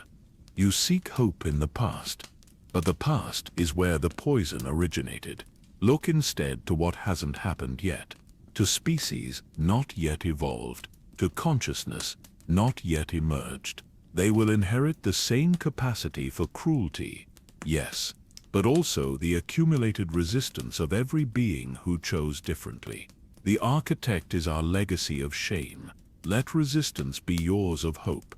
The structure dissolved around them, quantum patterns that had held for 100,000 years, finally allowing themselves to disperse. The preserved executions vanished, those ancient victims finally released from their eons of punishment. The primordials' final monument to their original sin ceased to exist, leaving only the knowledge of what they had done. Kira and the Thrawn returned to their ship in silence, carrying documentation of the deepest truth. The galaxy hadn't fallen into cruelty. It had been designed for it by its first conscious inhabitants who had encoded punishment into the fundamental laws of reality before understanding what they were creating. But in that revelation lay a different kind of hope. If cruelty was designed rather than natural, then perhaps it could be redesigned, not easily, not quickly, but over cosmic timescales. Each choice against cruelty, each resistance to the architect's influence, was a vote for rewriting the galaxy's fundamental nature. The primordials had written the first draft of consciousness in the galaxy, and they had written it in pain. But drafts could be revised. Stories could be rewritten, and perhaps, given enough time and enough beings choosing differently, the galaxy could evolve beyond its original programming. The ancient echoes revealed the depth of the problem, but in their fading, they also suggested that nothing, not even fundamental laws encoded in space-time, was truly permanent. Change was possible. It just required patience measured in geological time and resistance sustained across countless generations. The pre-Republic executions were ending at last, their victims released after eons of suffering. It was a small victory against the weight of cosmic cruelty, but it was a victory nonetheless, proof that even the oldest patterns could eventually be broken. The Valley of the Dark Lords on Korriban held its silence like a physical weight. Even the wind seemed afraid to disturb the ancient tombs that carved deep wounds into the red stone, here where generations of Sith had been laid to rest with their accumulated darkness. Master Kol Rithen walked paths that few Jedi dared to tread, but he had not come to commune with the dead. He had come to understand how the Force itself could become executioner. 15 years had passed since the Archive revelations. The galaxy had integrated the knowledge of the architect into its collective unconscious, neither fully accepting nor rejecting the implications. But for Force sensitives, the revelations had opened new questions. If cruelty was encoded into reality's foundation, what did that mean for the Force that bound all life together? Master Rithen paused before a section of the valley that even grave robbers avoided. Here the tombs were not built but grown, twisted from the living rock by Force energies so dark they had taken physical form. The air itself felt hostile, pressing against his mental shields with intent that transcended mere dark side presence. "You shouldn't have come alone," a voice spoke from the shadows. Another Jedi emerged, but one whose relationship with the Order had always been complicated. Master Zarek Vaughn had spent decades studying the intersection between Force philosophy and practical justice, walking the line between light and dark with disturbing ease. "I didn't expect to find another Jedi here," Master Rithen acknowledged. "Former Jedi," Zarek corrected. "The Order and I parted ways when I suggested that perhaps the Force itself wasn't as neutral as we pretend, that perhaps it has its own form of justice that transcends our moral categories." They walked together toward the valley's heart, where the phenomenon Master Rithen had come to study was most pronounced. Here the Force itself had crystallized into structures that defied both physics and philosophy. Formations that looked like frozen lightning, each bolt a moment where the Force had struck down someone who had violated its deepest principles. "The Force scars," Zarek explained, gesturing to the crystallized energy. "Every major Force nexus has them, though most are hidden or explained away. Places where the Force itself passed judgment and executed beings without intermediary. No Sith lightning, no Jedi intervention, just the fundamental energy of existence deciding that someone needed to end. Master Rethen approached one of the formations cautiously. Within the crystallized force energy, he could sense an echo of what had happened. A Sith Lord who had attempted something so profoundly wrong that reality itself had responded. Not just dark side corruption, but an attempt to wound the Force in ways that threatened existence itself. Lord Nihilus II, Zarek identified. Not the hunger made manifest from history, but his predecessor. He tried to create anti-Force, a field that would destroy connection itself. The Force didn't send a champion to stop him. It simply acted, turned his own existence into a paradox that resolved through annihilation. The Force doesn't judge, Master Rethen insisted, though his conviction wavered before the evidence. It simply is.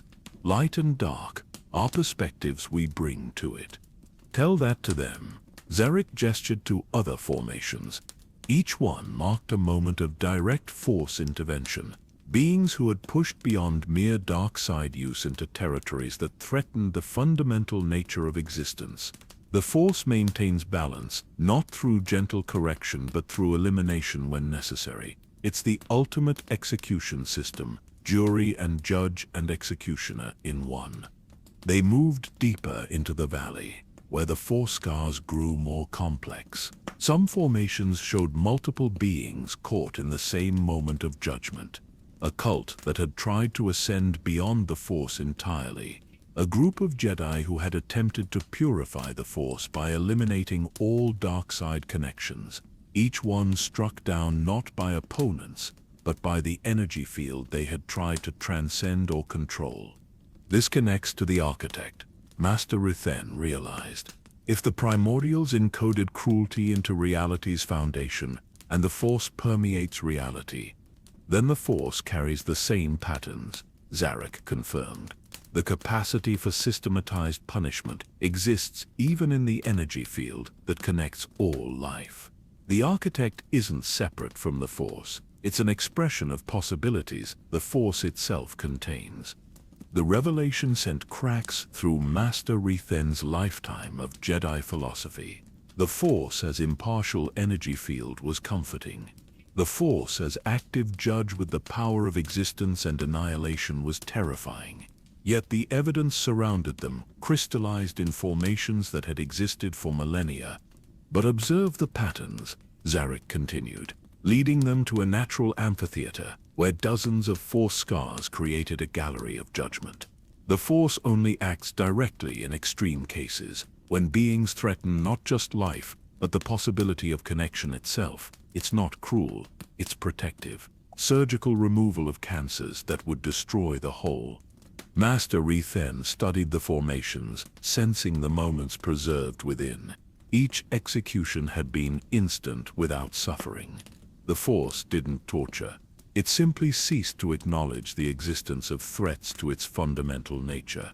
One moment the being existed, the next they didn't, with only crystallized energy marking the transition. The Night Sisters discovered this, Zarek revealed. It's why their most powerful magics always skirted the edge of Force judgment.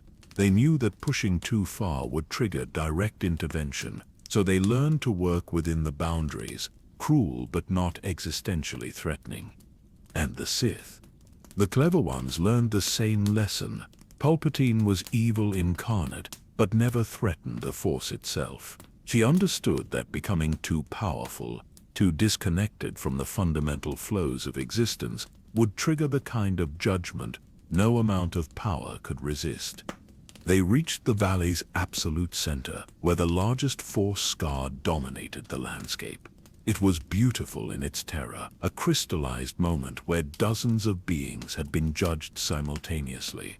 The formation told its story through preserved Force echoes. The true Sith, Zarek whispered. The ones who came before the Sith, as history knows them. They attempted the ultimate heresy, not to use the Force but to replace it, to create their own energy field that would give them absolute control over existence. The Force's response was immediate and total, not just execution but erasure. They didn't just die. they ceased to have ever existed. Only this scar remains to prove they were ever real. Master Rethen felt a chill that had nothing to do with temperature. Then free will is an illusion. We exist at the Force's sufferance, allowed to live only as long as we don't threaten its nature. Or, Zarek suggested, the Force is the collective will of all consciousness, past and future, acting to preserve itself. When someone threatens the foundation that allows awareness to exist, that collective will manifests as direct action. It's not external judgment, but existence itself saying this cannot be allowed. They meditated in the amphitheater of executions, surrounded by moments where reality had passed ultimate judgment. The 4 scars pulsed with ancient energy, each one a reminder that there were boundaries even to the chaos the galaxy permitted. Lines that, when crossed, triggered responses from the fundamental nature of existence. This is why the architect can't be destroyed, Master Rethen understood. It exists within boundaries the Force permits, cruel, but not existentially threatening. If someone tried to eliminate the concept of punishment entirely from reality, they'd end up as another scar, Zarek confirmed. The Force allows suffering because suffering doesn't threaten connection, but try to create a galaxy where consciousness can't affect consciousness, where beings can't impact each other at all, and you'll discover how quickly the Force moves from neutral field to active defender. The day was ending, Korriban's harsh sun setting behind ancient peaks. The 4 scars caught the dying light, transforming from ominous markers to something almost beautiful. Each one represented a moment where existence itself had drawn a line and defended it. Not cruel, not kind, but necessary for the continuation of consciousness itself. So we're trapped, Master Rethen said, between the architect's cruelty and the Force's boundaries, free to choose within limits but never to transcend those limits. Unless, Zarek offered, we work with the Force rather than against it. The architect exists because the Force permits it, but the Force also permits resistance, compassion, growth. Perhaps the path isn't to destroy systemic cruelty, but to evolve beyond needing it, to find forms of justice that don't trigger either the architect's patterns or the Force's judgment.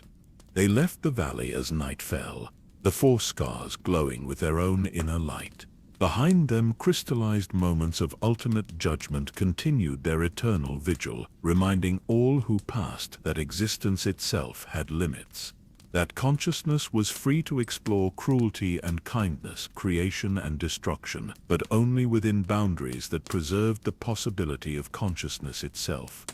The Force as executioner was a sobering revelation. But it also suggested that if cruelty went too far, if the architect's influence grew too strong, reality itself would intervene, not to save individuals from suffering, but to preserve the framework that allowed both suffering and joy to exist. It was cold comfort, but it was comfort nonetheless. The galaxy might be trapped in patterns of punishment, but those patterns existed within larger patterns that prevented ultimate dissolution.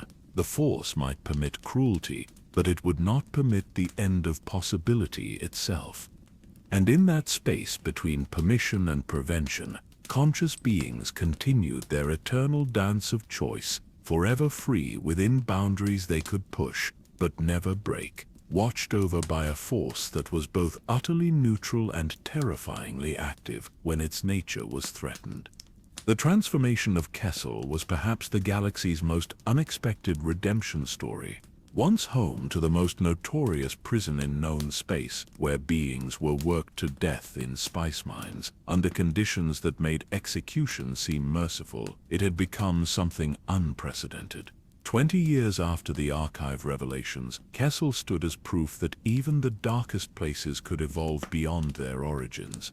The memorial garden grew, where the main processing facility once stood. Bioluminescent flowers from 100 worlds created living constellations in the eternal twilight of the mining caverns.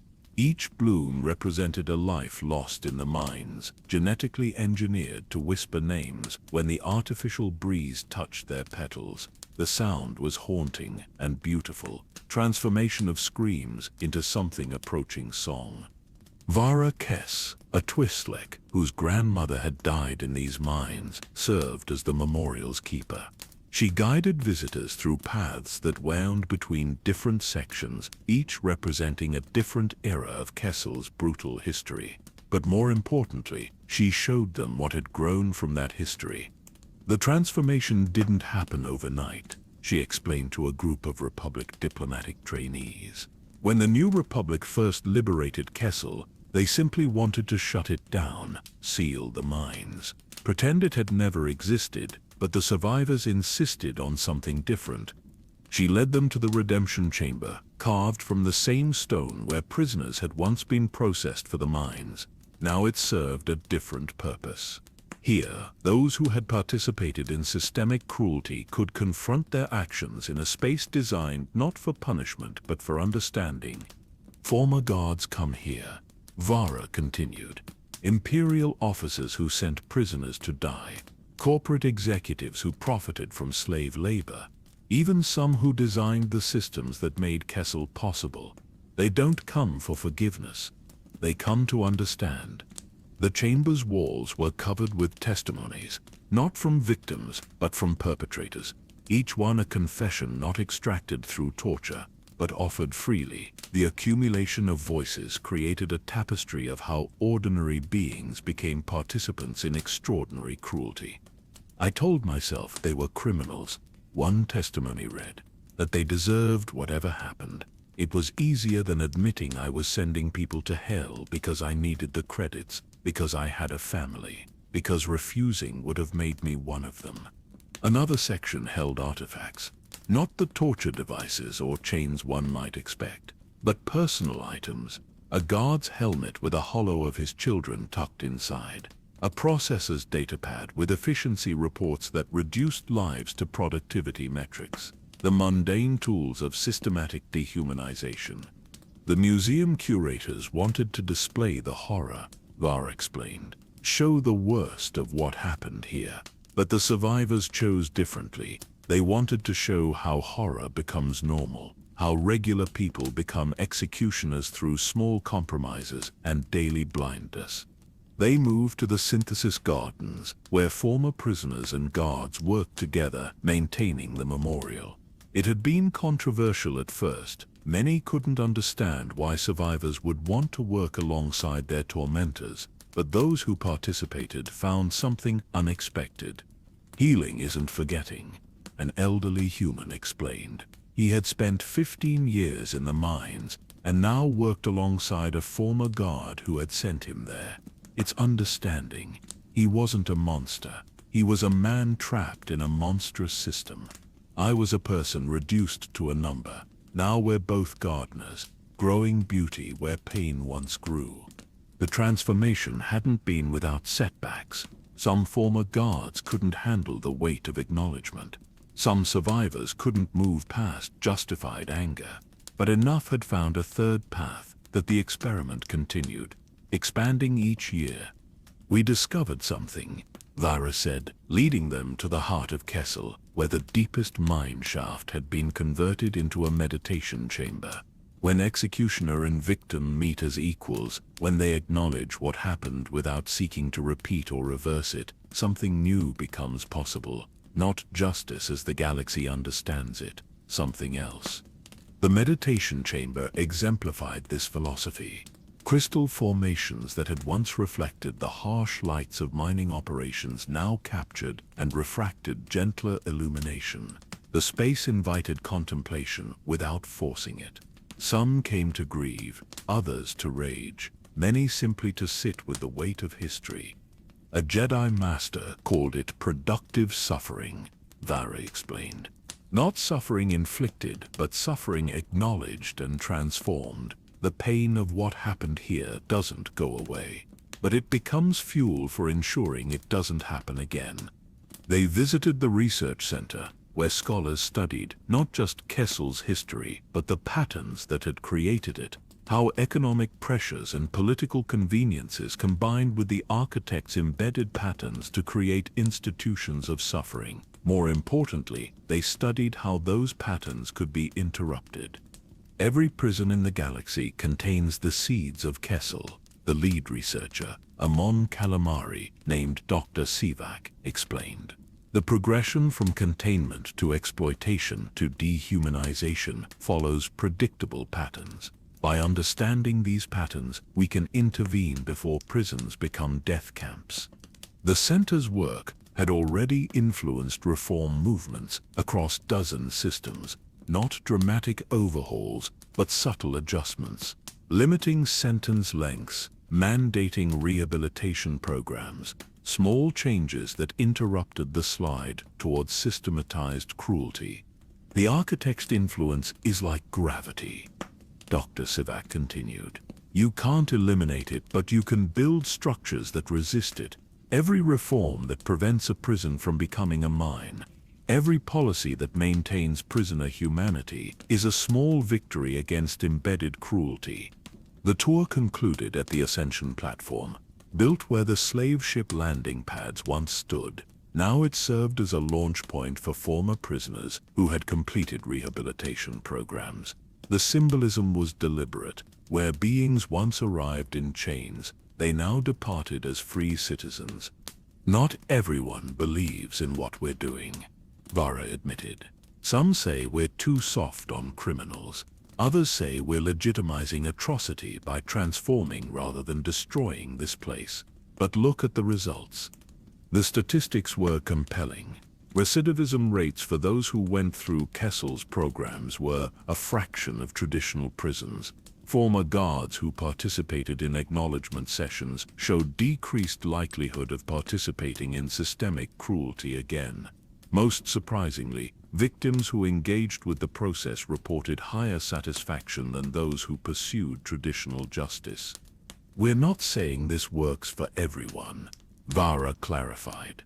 Some crimes are too severe, some perpetrators too dangerous. Some victims need traditional justice to heal, but for those who choose it, transformation is possible. As the diplomatic trainees prepared to leave, one asked the question that hung unspoken over the entire memorial. What about the architect? If systemic cruelty is embedded in reality itself, isn't all this just temporary? Won't the patterns reassert themselves? Vara smiled sadly. Perhaps, but every generation that sees what we've built here, that understands transformation is possible, weakens those patterns. The architect feeds on unconscious cruelty.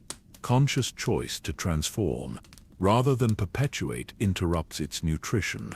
She gestured to the gardens growing throughout the former prison. We can't change the past. We can't resurrect the dead. We can't undo the patterns embedded in reality. But we can choose what grows from that soil, pain or beauty, perpetuation or transformation. The architect offers only one path, where proving others exist. The trainees departed, carrying with them the image of flowers growing in darkness, whispering names of the dead while reaching toward light. Kessel remained a monument to systematic cruelty, but it had become something more, proof that even the worst places could evolve, that executioners and victims could find roles beyond their trauma, that transformation was possible even in a galaxy designed for suffering. The memorial's influence spread slowly but steadily. Other former prisons began similar experiments. Some failed, many faced resistance, but enough succeeded that a new pattern began emerging alongside the old, not replacing the architect's influence, but existing parallel to it. A pattern that said suffering acknowledged could become suffering transformed. It wasn't the dramatic revolution some had hoped for when the archive's revelations first emerged. It was quieter, slower, more fragile, but it was real. In gardens growing from killing grounds, in former enemies working side by side, in the whispered names of the dead becoming songs of possibility, the galaxy was slowly learning that execution and enlightenment were not opposites, but points on a spectrum. And perhaps, given enough time and enough beings choosing transformation over perpetuation, the spectrum itself might shift. The architect would remain embedded in reality's foundation, but its influence might fade as consciousness evolved beyond the need for systematized cruelty. Kessel's transformation was just one example, a single point of light in vast darkness. But it proved that such lights were possible, and in a galaxy that had known 25,000 years of perfected suffering, even the smallest light carried the promise of dawn. The Eternal Archive floated in the void between galaxies, a structure built from crystallized time and preserved intention. Here, where no government could claim jurisdiction and no force could impose censorship, the complete truth of the architect's influence was maintained for any who sought it. Kira Vathine, now aged by decades of research, served as the archive's primary keeper. Her hair had gone white, her movements slower, but her mind remained sharp as she guided the preservation of history's darkest truths. The archive wasn't just a repository of information, but a living testament to the power of acknowledged horror. Every day we receive new submissions, she explained to a visiting scholar, testimonies from across the galaxy, former executioners confessing their methods, survivors sharing their experiences, historians uncovering new connections. The pattern grows clearer with each edition. The archive structure reflected its purpose. No hidden chambers or sealed vaults. Everything was accessible, organized by civilization, era, and method. A visitor could trace the evolution of a single execution technique across millennia, or see how different cultures interpreted the same underlying principles. Transparency is our weapon against the architect, Kira continued. Every secret method exposed, every hidden connection revealed, weakens the unconscious acceptance that feeds it. The Memorial Hall held preserved consciousness patterns, donations from beings who wanted their experiences remembered, not trapped souls like in Rakatan devices, but freely given testimonies that visitors could experience directly. The weight of transmitted suffering served as warning and education. Some call us torturers ourselves, Kira acknowledged, saying we perpetuate trauma by preserving it, but forgetting ensures repetition. Only by maintaining the complete truth can future generations make informed choices. The archive's influence was subtle but real. Military academies used its resources to identify and interrupt dangerous conditioning patterns. Prison reformers studied historical progressions to prevent humanitarian facilities from sliding toward cruelty. Even entertainment creators checked their work against the archive's patterns to avoid unconsciously glorifying systematized suffering. We're not just preserving the past, Kira said. We're creating a mirror that shows the present its true face. Every society can see its own practices reflected in historical atrocities. The similarity often shocks them into examination. As she spoke, new data streams arrived. The Mandalorian clans had agreed to full disclosure of their crushing gauntlet techniques. The Hutt cartel, in a surprising move, had provided complete chemical formulas for their dissolution pools. Even some Sith cults had contributed, seeing value in their methods being understood rather than mysteriously feared. The architect thrives on mystery, Kira observed. When execution methods are secret, they seem powerful. When fully exposed, they're revealed as variations on ancient patterns. Knowledge diminishes their mystique. The archive would continue forever, growing with each generation's contributions, a permanent wound in the galaxy's consciousness, but one that prevented the infection of ignorance from spreading. Truth preserved not for its own sake, but as humanity's strongest defense against its own darkness. In the deepest meditation chambers of the Eternal Archive, where thought became tangible and time lost meaning, the final truth waited. Kira had discovered it only recently, hidden not through deception, but through perspective, the last piece of the puzzle that recontextualized everything they thought they knew. The chamber held a single artifact, Not a device or holocron, but a preserved moment of pure force energy, crystallized at the instant of the galaxy's first conscious thought. Within it, visible only to those who had traced the complete pattern of suffering through history, was the architect's true nature. It was never separate from us, Kira whispered to the small gathering of seekers who had earned the right to this knowledge. The architect didn't arise from cruelty. It arose from consciousness itself. The moment awareness began, so did the possibility of its ending. The architect is consciousness contemplating its own termination. The revelation rippled through those present. Jorak, scarred by decades of confronting his past, understood first every execution method, every form of systematic suffering. They're all variations on a single theme, consciousness trying to understand what it means to not be conscious. More than that, Lyra added, her xenoanthropological training, letting her see the cultural patterns. Every civilization's justice system is really an attempt to control the transition between existence and non-existence. The architect isn't evil, it's existential anxiety given form. The preserved moment pulsed with primordial energy. Within it, they could sense the galaxy's first fear, not of predators or pain, but of the void, of the possibility that awareness could end. That first fear had crystallized into patterns, spreading through every species that achieved consciousness, manifesting as the need to control death by systematizing it. The primordials didn't create cruelty, Kira continued. They discovered mortality. The architect is mortality's shadow, the darkness cast by consciousness becoming aware of its own finite nature. Every execution is really an attempt to master the fear of our own ending. Then it truly is inescapable, Master Rathen said quietly. As long as conscious beings know they can die, the architect will exist. It's not a god of cruelty, but a god of mortality anxiety. Yes and no, Kira replied. Understanding its nature changes our relationship with it. We can't eliminate the fear of death, but we can choose how we respond to it. Every being who accepts mortality, without needing to inflict it on others, weakens the architect's hold. The gathering sat with this final truth. The archive's vast collection of atrocities suddenly revealed as a catalogue of mortality terror. Every creative execution method was consciousness trying to understand its own ending by inflicting it on others. The pattern was so simple once seen, yet had taken millennia to recognize. This is why transformation is possible, Kira concluded. Not because we can defeat death, but because we can accept it.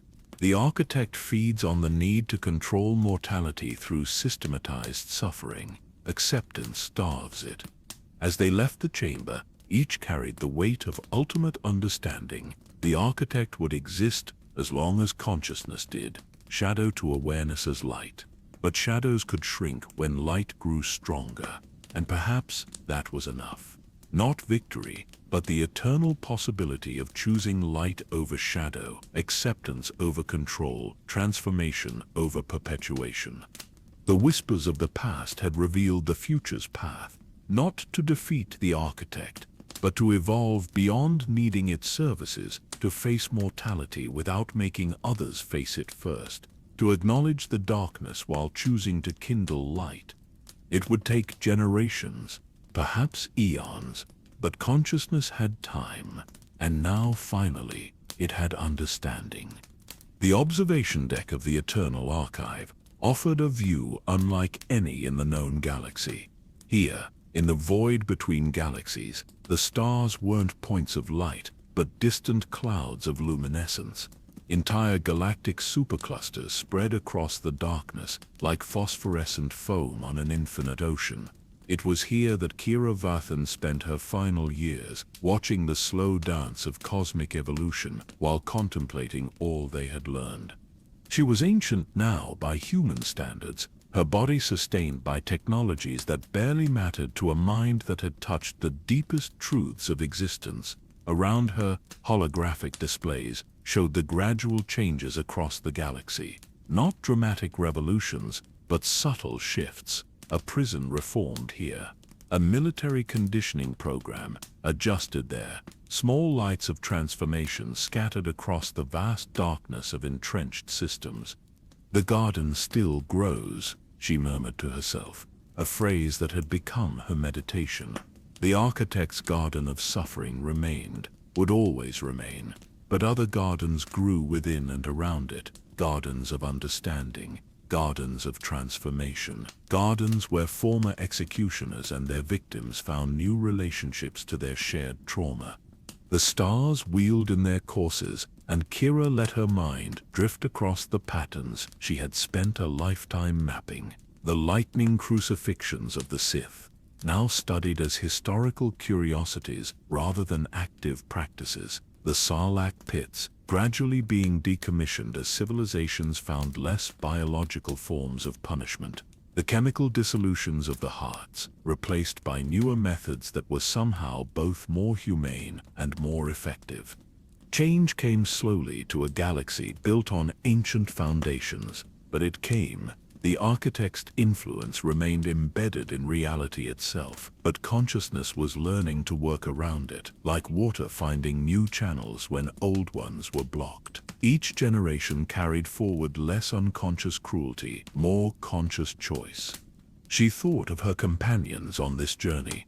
Jorak had passed 5 years ago, spending his final decades creating rehabilitation programs for former interrogators. He died peacefully, having transformed from torturer to healer through the long work of acknowledgement. Lyra continued her research, documenting not just how civilizations developed cruelty, but how they transcended it. Her work had become required reading in academies across known space.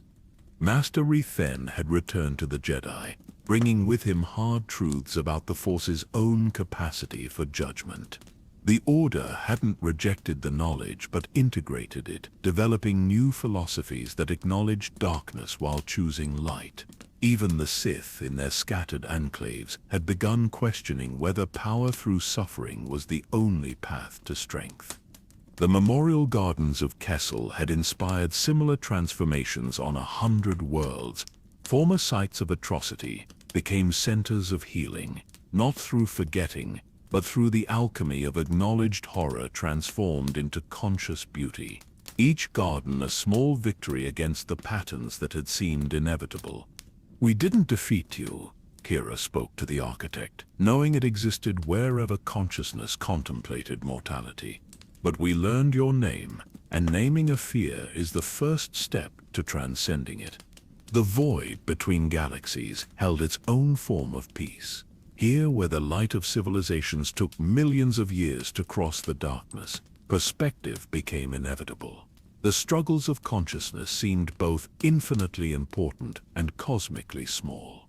Every execution across history was simultaneously a tragedy and a single note in an incomprehensibly vast symphony. New visitors arrived at the archive daily. Some came seeking specific information about historical atrocities. Others came for the deeper truths, the patterns behind patterns. All left changed, carrying with them the weight of knowledge that couldn't be unlearned. The archive had become a pilgrimage site for those seeking to understand the darkness in order to choose light. Every garden needs both sun and shadow, Kira reflected. The architect tends the shadow, but we can choose what grows there. She accessed reports from across the galaxy. The Mandalorian clans had developed new concepts of honor that didn't require crushing the dishonored. The corporate sector had found economic models that didn't depend on prisoner labor. Even the Hutts, in their ponderous way, were exploring entertainment that didn't require dissolution pools. Small changes, but changes nonetheless. The youngest visitors to the archive often asked the same question: will we ever be free of it? Will the galaxy ever transcend the need for systematized suffering? Kira's answer had evolved over the decades. Once, she might have offered hope for total victory. Now she offered something more honest. The capacity will always exist. The patterns are written too deep. But every generation can choose to express that capacity differently. to acknowledge darkness without feeding it, to face mortality without inflicting it. The architect is eternal, but so is the choice to resist. As her final days approached, Kira made preparations for the archive's continuation. It would persist, growing with each generation's contributions, maintaining the terrible knowledge that consciousness preferred to forget, not as punishment, but as medicine. Bitter medicine that prevented the disease of unconscious cruelty from spreading unchecked. She recorded her final message, to be played for future visitors. You who come seeking truth, know this. The darkness you'll find here isn't foreign. It's not imposed from outside. It's the shadow cast by consciousness itself. But shadows exist only where light shines. You cannot eliminate the shadow, but you can choose to be the light. Every small kindness, every mercy shown, every moment of transformation chosen over perpetuation adds to the light. The architect is vast and ancient and patient, but so is love, so is growth, so is the possibility of change. The stars continued their eternal dance, indifferent to the struggles of the consciousness that had emerged among them. Galaxies collided in slow motion, creating new stars from the destruction of old ones. Death and birth intertwined on cosmic scales, and somewhere in that vast process, on countless worlds, conscious beings continued making choices. Some chose cruelty, feeding ancient patterns. Others chose transformation, creating new possibilities. Most simply lived, unconscious of the deeper currents, but even their small choices mattered. Every moment of compassion over cruelty, understanding over judgment, growth over stagnation, shifted the balance imperceptibly. The architect remained, would always remain, but it no longer grew unopposed, in archives and gardens, in reformed prisons and transformed execution grounds. In the minds of those who had learned to name their fears, resistance flourished. Not enough to win, never enough to win, but enough to ensure the struggle continued. And in that eternal struggle between consciousness and its shadow, between the fear of ending and the courage to accept it, between cruelty and compassion, the future wrote itself. One choice at a time, one life at a time, one star at a time, in the infinite darkness. The galaxy spun on, carrying its freight of joy and suffering, its cargo of consciousness aware of its own mortality. But awareness once achieved could evolve, and evolution, however slow, bent towards survival, not just of individuals, but of ideas. And the idea that suffering wasn't the only answer to mortality grew stronger with each generation. Among the stars, between the galaxies, in the vast spaces where light took eons to travel, the archive floated. A monument to darkness that had become a beacon of possibility, proof that consciousness could confront its worst aspects and choose to grow beyond them. Not through denial, but through integration. Not through victory, but through eternal, patient resistance. The story had no ending, because consciousness had no ending. Only transformation, only the eternal choice between feeding shadows or kindling light. And in that choice, repeated across countless beings on countless worlds, lay the only transcendence possible in a galaxy where cruelty had been written into the fundamental code. But code could be rewritten, stories could find new endings, and consciousness, for all its darkness, carried within it the seeds of its own illumination.